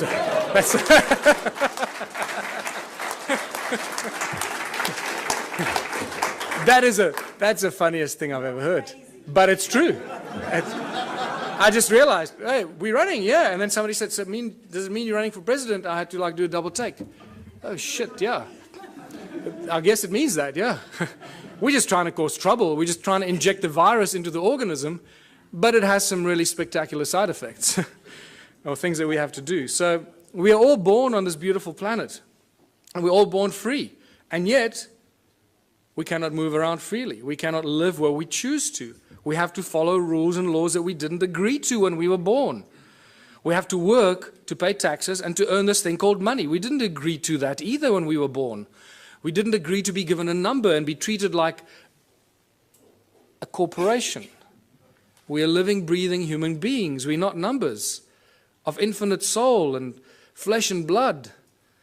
And yet that's not how we're being treated. The restrictions on humanity are endless, and they're getting worse by the day. The current situation is very simple. Every socio-political system has failed us. This is why we're in this mess. Otherwise, we wouldn't be talking about this stuff, right? If it was hunky-dory. Humans everywhere live in misery. There seems to be no happy outcome to the political and economic mess of the planet. Every year, every month, it gets worse. More poverty, more hunger, more homelessness, more misery. The global economic collapse is imminent. The fact that we still have a global economic system is actually miraculous, but it is a clear indication how powerful those individuals are that control the global economy. They have infinite power as it is now. Only us, only we can do something about it. And there's some simple things that we can do about it to change everything about our lives and how we continue living as living, breathing human beings and not numbers and corporations or fictional entities. 1/3 of the world's food goes to waste. This is spectacular. What kind of creatures have we become that we deny 1/3 of the global population food because they don't have money? We don't hand it out, we dump it, we destroy it, because we can't give it to them for free. They need money, they need to work, lazy bastards. Do some work, go get a job, become a respectable member of society, get a job. We don't need jobs. It's the last thing we need. Every time I hear politicians say, we're going to create jobs, I sense shivers down my spine. It's the last thing we need. Busyness. Keep you busy, running around, forgetting what you should be doing, what kind of life you should be living. It's all encoded in the language that we use. How did it get so bad? This is where we get back to what we've just been to, the ancient civilizations. A small group of royal political families and the banking elite families took control of the world. This didn't happen last year or 100 years ago. This happened thousands of years ago, people. It started with the Sumerians about 6,000 years ago in the Middle East, in Sumeria. When the Sumerian tablets tell us, when kingdom was lowered to earth from heaven, that's why I pointed it out to you. They tell us, kingdom was lowered to earth. Suddenly we see these priest kings appear out of nowhere. How did these guys suddenly take on this higher than thou situation? Who the hell are they? Where did they come from? Oh, people lived happily, and suddenly one guy said, hold on, I'm going to be your king. You're going to have to work for me and pay taxes. Screw you, buddy. I don't know. So how did these priest kings in ancient times become so powerful? Because they were appointed by the gods. I'm not talking about God with a big G here. I'm talking about the gods with a small g, these arrogant pricks that came here and disturbed us on this beautiful planet. And what happened next after they appointed the priest kings? The most spectacular, miraculous thing happened. These priest kings created money. Money is not part of natural evolution. This is a complete misunderstanding of human history. Anyone that teaches you that has not done their homework. Money was maliciously introduced in ancient times as a tool of enslavement, the absolute tool of enslavement, and we are feeling the worst brunt of it right now. We are the guys, we are the civilization, we are the people in the history of this planet right now that can make a change. It's up to us what we do with this information and how we move from here forward. Today there are three main banking families, there are arguably a few more, but the big ones, obviously the Rothschilds, the Rockefellers, the Morgans, they control everything. They own all the banks in the world. How can I make the statement? Because they're the guys that bail out the banks when they go under. So they own them. It's simple, right? If you bail somebody out, you're going to own them. And you're not going to bail something out that you don't own, or at least that you don't control. So the World Bank, the IMF, the BI, the Bank of International Settlement in Basel, Switzerland, most people aren't even aware that there's a thing called the Bank of International Settlement. When they discover this, they, what? Wow, that's amazing. I hope they're good people. Can't they give us a loan? Remember, people, money doesn't exist. Okay, I'm going to get into this. Yes, did you want to say? What I don't understand is, you now say all the past history was rubbish and it was all evil, but still you want to run for government and president. I don't understand it. So Okay. you believe in the system, but everything else is rubbish. No, no, no, no. I don't, no, no. That's what you're actually saying. No, no, no. You're getting the wrong end of the stick. We created the, yes, you are. We created the Ubuntu Liberation Movement. I'm going through it now. Just hold on. You'll understand where I'm going with this. Okay. There's going to be another point in time to ask questions. Okay. I discussed this because this is quite central for our understanding of who we are. Yeah. Okay.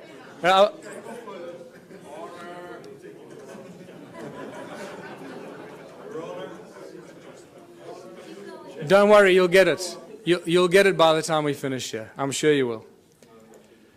The banking families own the world. It's simple as that.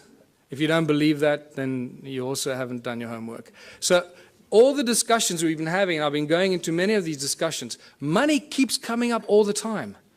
But remember, money doesn't exist. Money is just empty promises. There is no thing as money. In fact, for those of you that know, I've been actively involved in legal cases in South Africa against the banks. Not just the banks, against the central bank, the South African Reserve Bank, the Minister of Finance as well.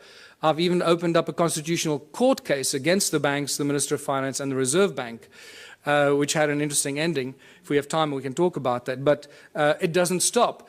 2 years ago, myself and a small group of other people, mostly Scott Kundal, started asking the banks certain questions. And we couldn't get answers out of them. And then we started doing research and realizing how it all works. And for the fractional reserve system, you all know that, or you should know that. And the fact that money doesn't exist. In fact, in the South African Bank Act, to my horror of horrors, and I was in court, and I was doing research to stand up and defend myself, because the only way we can do this is when you stand up in court and defend yourself. So we didn't use lawyers. I went there and I stood and defended myself against the most, highest paid lawyers money can buy. And not just one of them. I was alone in the court against a judge that you have to call my lord and bow down when you walk into the court, my lord. And you start realizing the cabal, ritualistic club that these people belong to. It's spectacular. They wear black robes. And you go there and call it my lord, my lord. I thought I was going to cause trouble at first, but then I bit my tongue and I didn't do that. But what I found is that in the Bank Act in South Africa, and I'm sure the same goes for the rest of the world, there is no definition for the world money. There is, however, a definition for bills of exchange, promissory notes, and negotiable instruments. And I realized the banks don't work with money. The banks work with promissory notes, bills of exchange, and negotiable instrument. And those are called liquid because they have value. They are the liquid, valuable instruments, negotiable instruments, that banks work with behind the scenes. And this becomes really exciting and interesting. So we started realizing we could create promissory notes and bills of exchange and liquid negotiable instruments as soon as they have our signature on it. And we started doing some of this, just causing trouble. Anyway, it didn't get us very far because the judges didn't understand this at all. They thought we were just causing trouble with the courts. But nevertheless, what we managed to do in the 3 Supreme Court cases that I defended myself against these banksters, we managed to get very important things out of the lawyers or the bankers. They admitted to everything we accused them of. We accuse them of breaking the contract law because they don't have what they pretend to loan. They don't have the money. Remember, in contract law, you can't lend something that you do not possess. So that was one of our arguments. So we said, well, the banks aren't actually banks because they don't own any money. And they admitted, yes, no, we don't own any money. So, okay, great. Judge, did you get that? And then we said, well, that means that you're an agent and you're not a banker, so you can't charge interest and you can't come after me because the contract is null and void.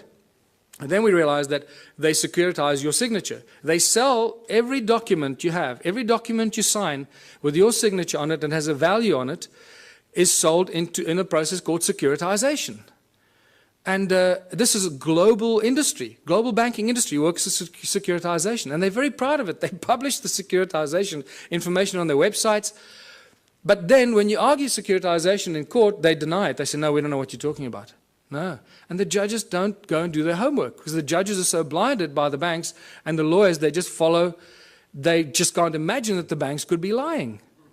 So they agree that they practice securitization. Well, first of all, they denied that there is anything called securitization. They accused us of being fanciful and making things up, and that they didn't have money to lend.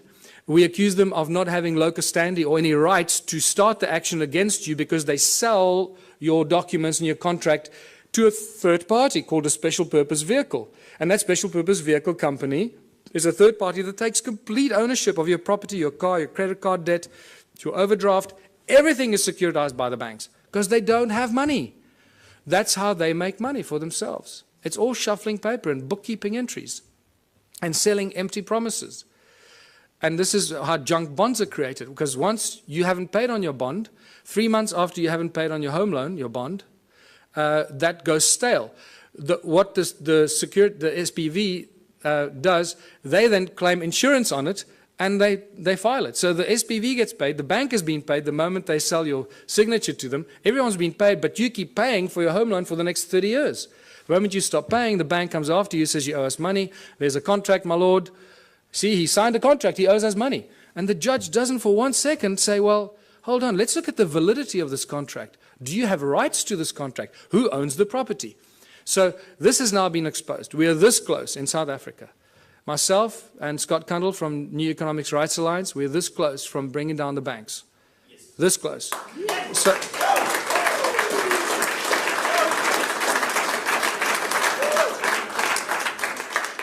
because they're just lying thieves. What you're talking about, the global banking industry, people, is nothing more than the largest legalized organized crime syndicate. That's what it is. So they're a bunch of criminals. We've got to do something about it to stop it. So I've got 2 cases against the banks now. One of 5 counts of fraud, which they haven't argued any of the points. They've argued why I'm claiming all the money that I'm claiming. They're not arguing any of the points. And Scott Kundle has got a case with the New Economics Rights Alliance, which has become the 3rd largest non-profit organization in South Africa in the last 6 months, about 160,000 members. He's launched a case of unconstitutionality against all the banks. We're about to launch criminal charges against the banks, full-blown criminal charges, because the evidence is just becoming overwhelming. And all it's going to take now, one judgment. If there are any mathematicians here, you can see the complete insaneness of this. Out of thousands and thousands and thousands of court cases, people against banks, not one person has ever won a case against the banks. Just think about that. Clearly, this is stacked in favor of the banks. Clearly. And the judges are either paid off or they're too stupid to understand what's going on. But things have changed.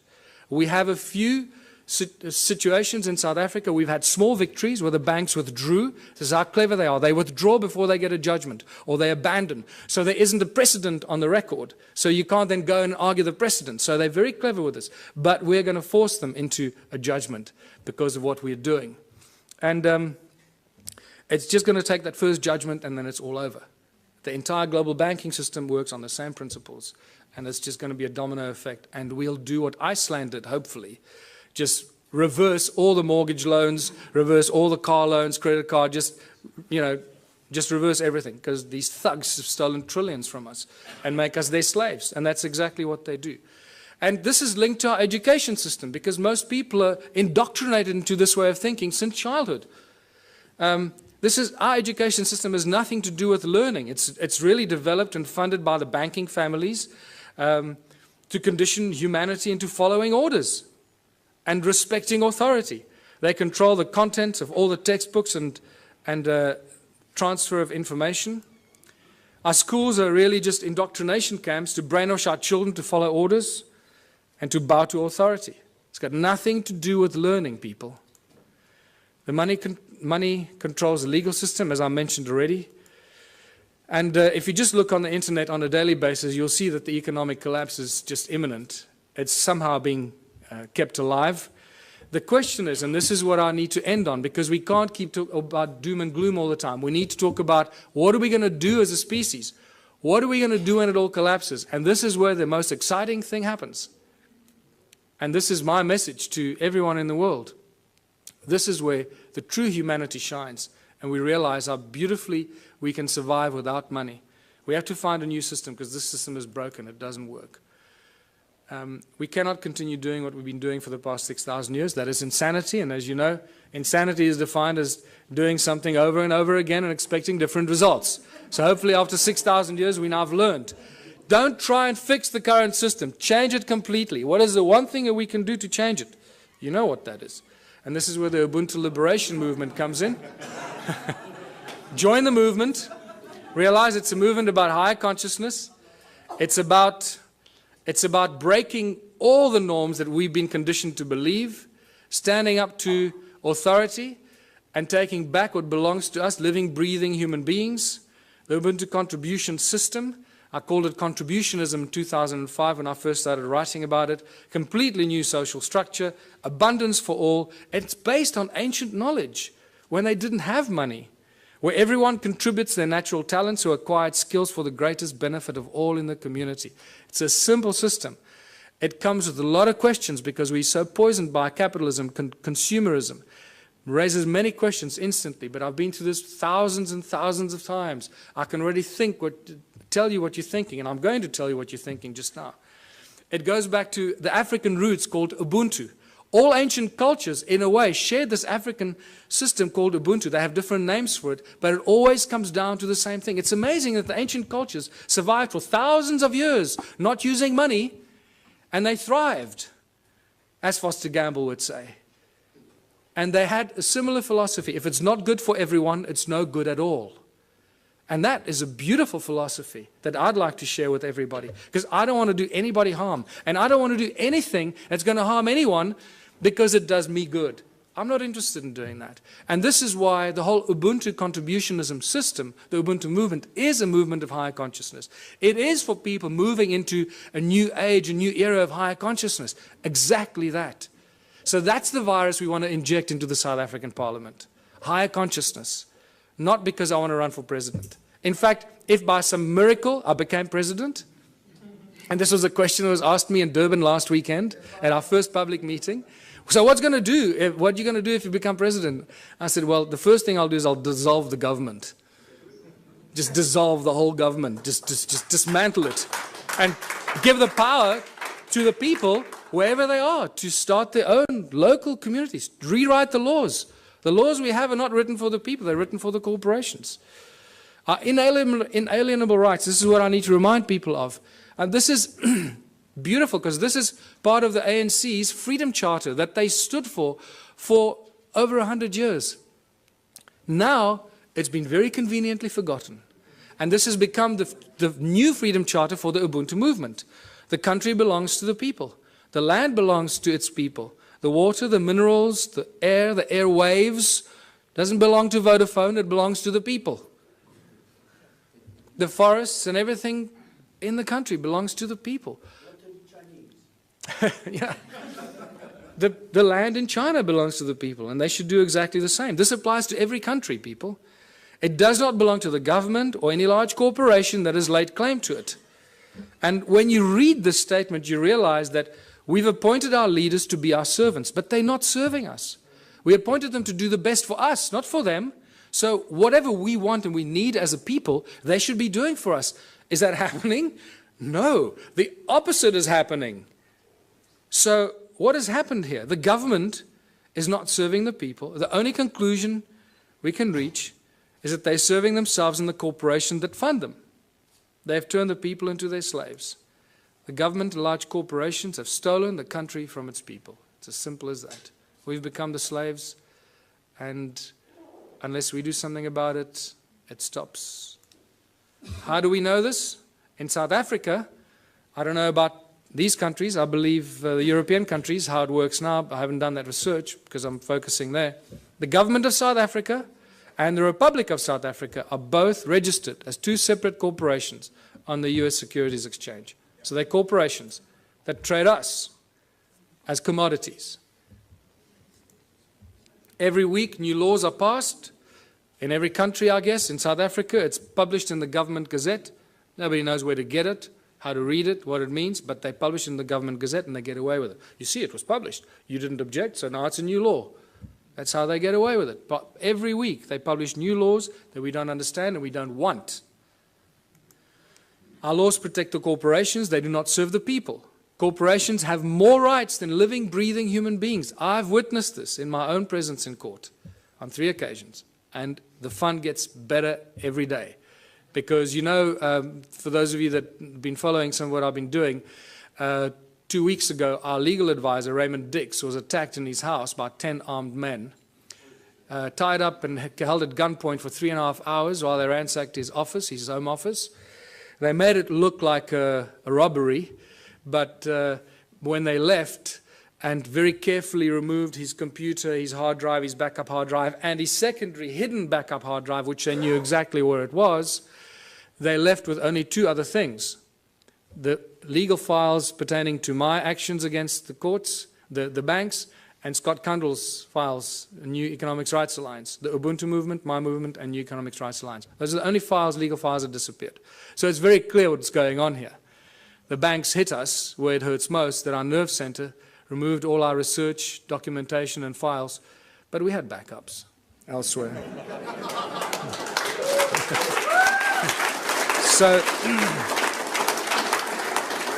So now it's obvious, you know, if they take me out, they just created another martyr. So bring it on. I don't care. I know where I'm going. I'm going to sit on the right-hand side of Jesus.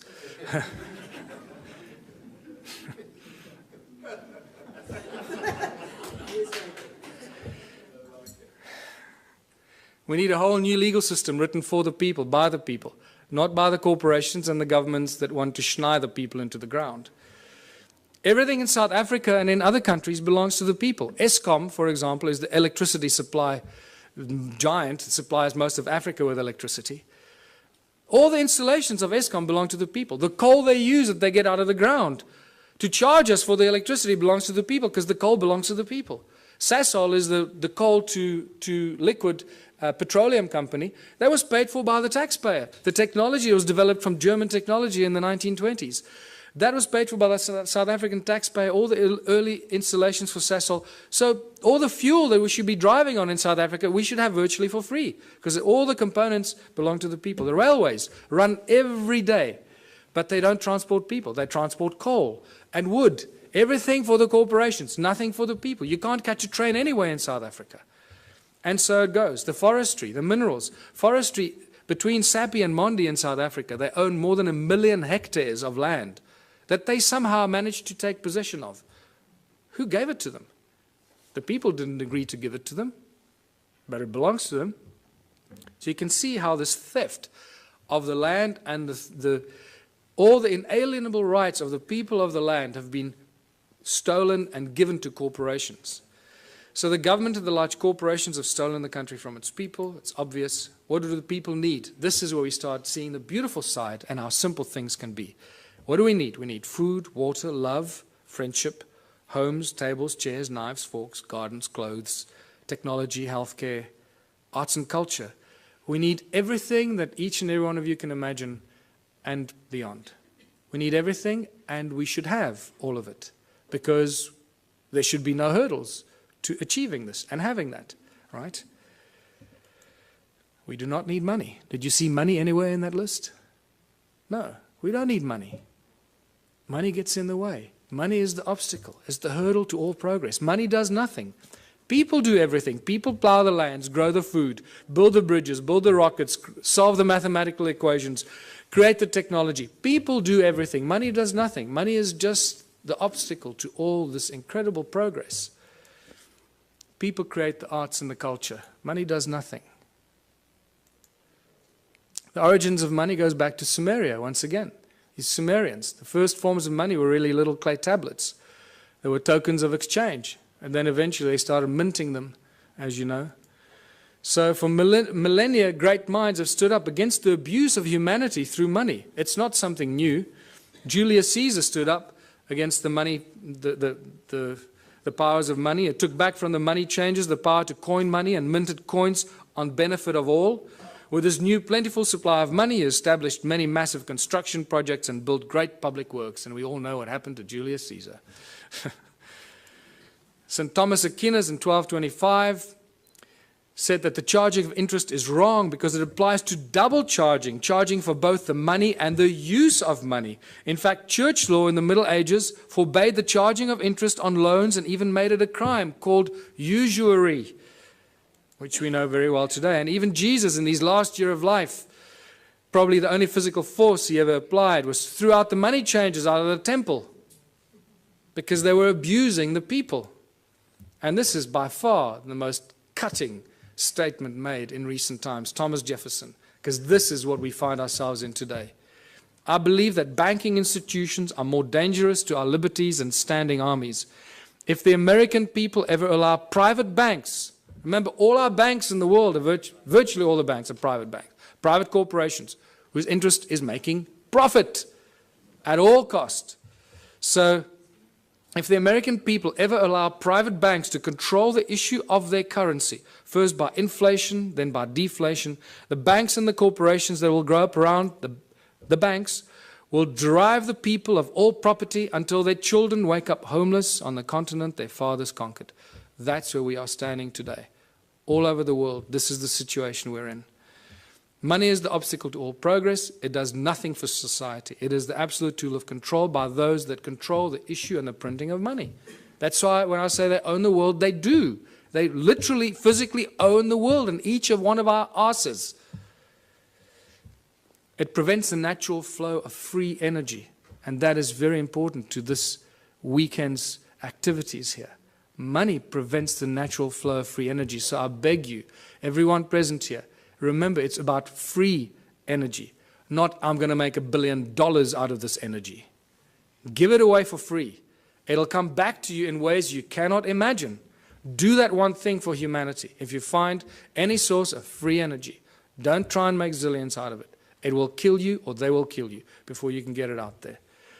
Money is the primary cause for the 7 deadly sins. We all know the 7 deadly sins, or have we forgotten them already?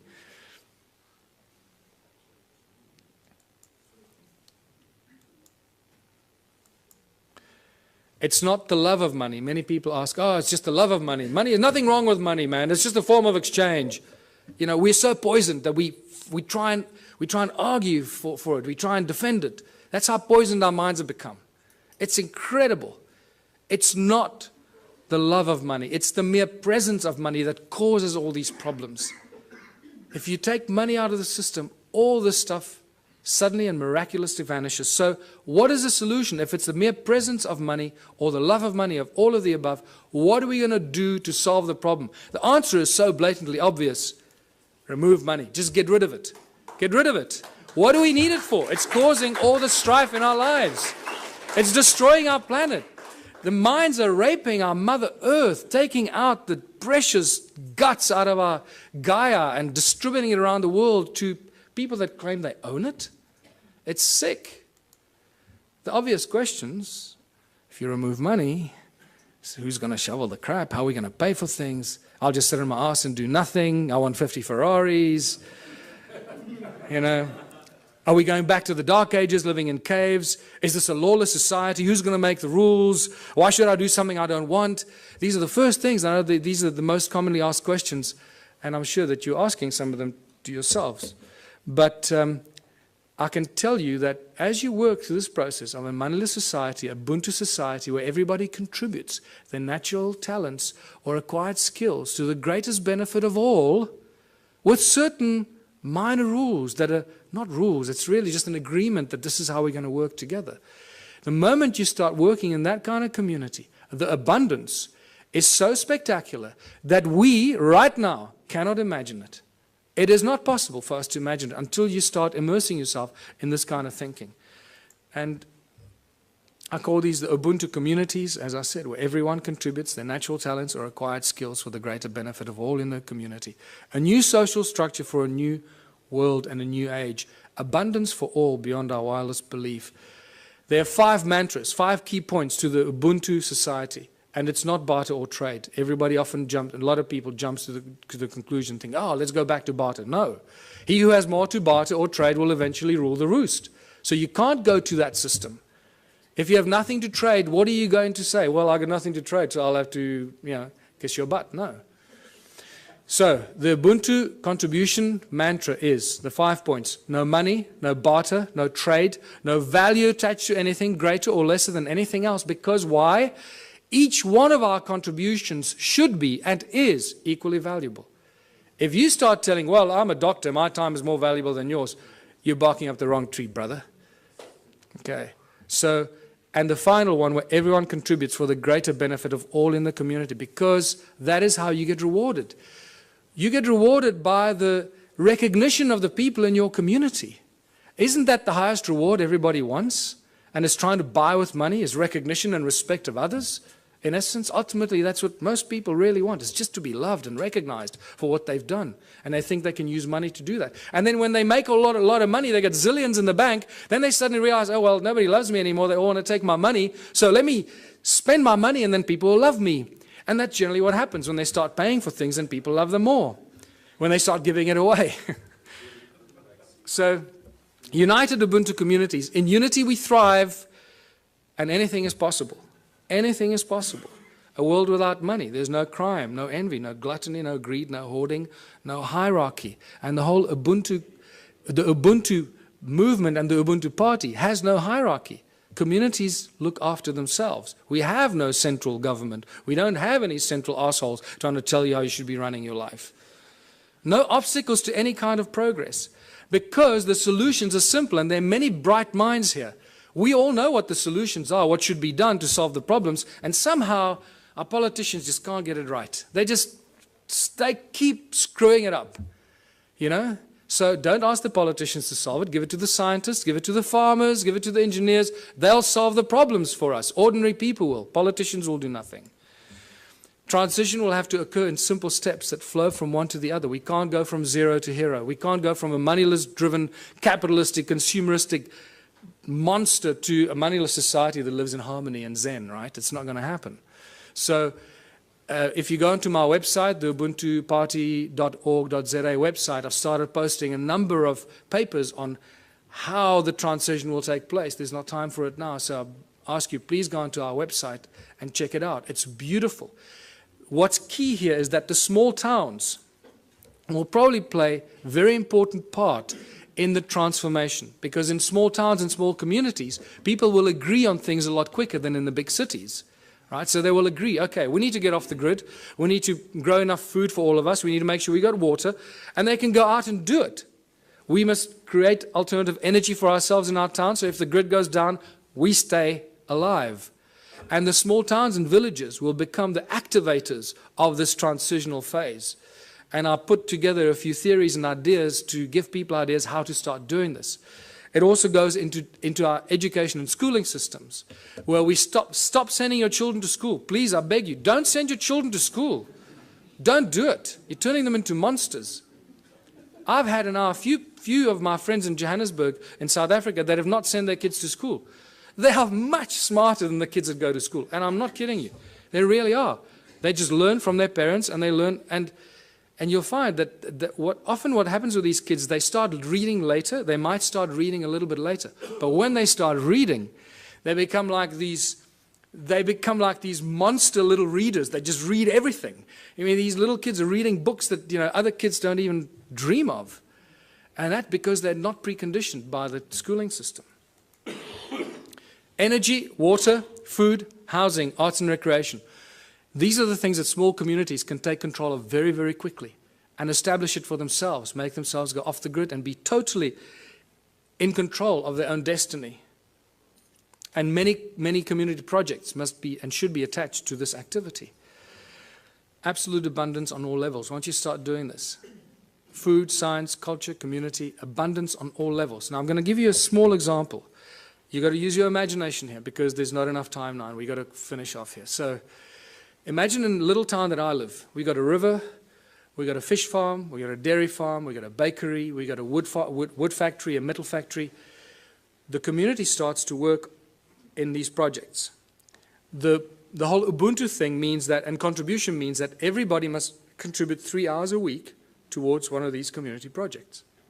That's all you have to do, 3 hours a week. A little town of 1,000 people, it's 3,000 hours a week.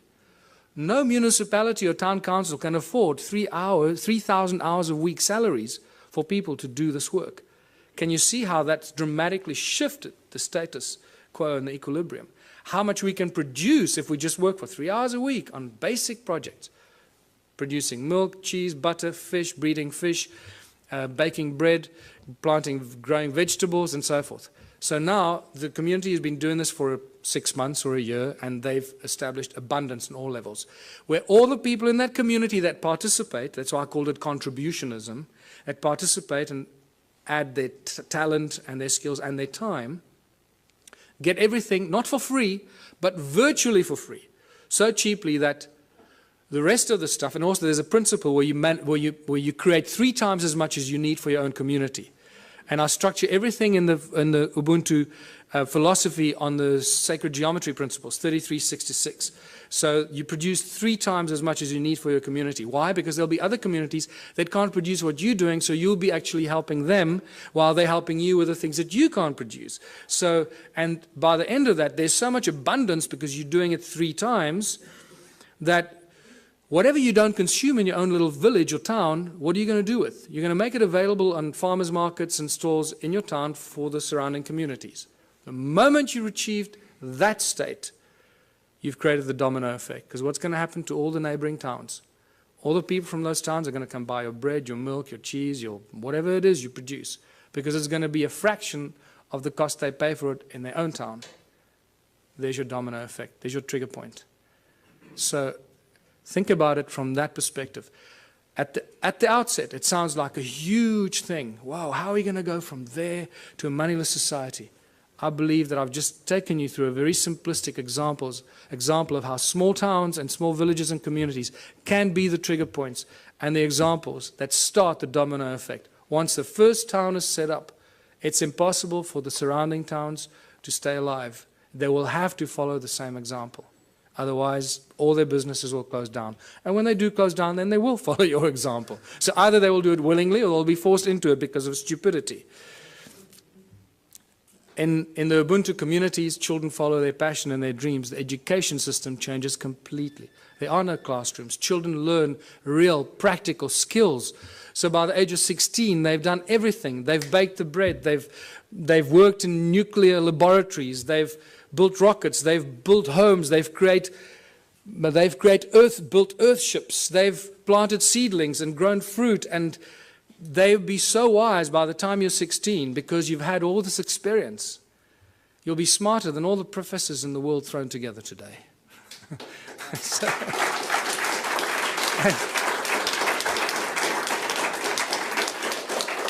Take any school leaver today, put them on a farm, put them anywhere into a practical solution. What can a person with a high school diploma do today? Absolutely nothing. We're useless to society. That's what they've created. Can you see the brilliance in their plan? They are so smart, these people. They. That's us, right? So we are so smart that we're doing this to ourselves, right? Where we create our children, turn our children into these little, we lock them up in jails for 12 years, most precious years of their life, and then throw them out to start all over again and be totally open to manipulation and control. So master teachers, only when a community decides that you're a master shoemaker, or you're a master rocket scientist, or you're a master baker, or a master this, only the community can decide who they will allow to teach their children. Isn't that a better system than teachers that go and get some diploma and they're real assholes and they teach your child? You go, God, how can that? I'm not going to let the teacher teach my child. The community will have the final say. So when I say decentralized government, that's how fine it becomes. The community chooses who their master teachers are, the people that they have respect for, and the people that they honor for their capacity and their ability. And this is how we grow, how we build Ubuntu communities, because only out of unity comes infinite diversity and abundance. Only out of unity. Anything else is a futile exercise that will bring us back to the same point at some future point in time. So I'm going to end here, because this is the end. Join the Ubuntu Liberation Movement. It's not just a South African entity.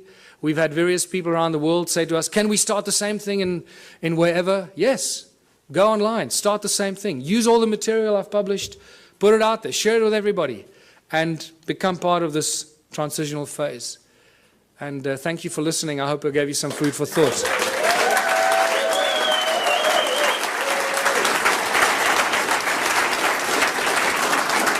Thanks. Thanks very much. Please wait one moment. People are coming up to me and asking me, what can we do after the conference? Now, one of the things we can do after the conference, Michael needs exposure, big time. We need a bus going around. Everybody who has a Facebook page, a Twitter page, you just put one line, Michael Tellinger for president, and this website. People are going to pick it up sooner or later on the internet, and it's going to be recycled, recycled, recycled, recycled. It's safer, we're going to get the word out, and the ball is going to roll. Okay. Thank you. Dit was de uitleg van de conferentie.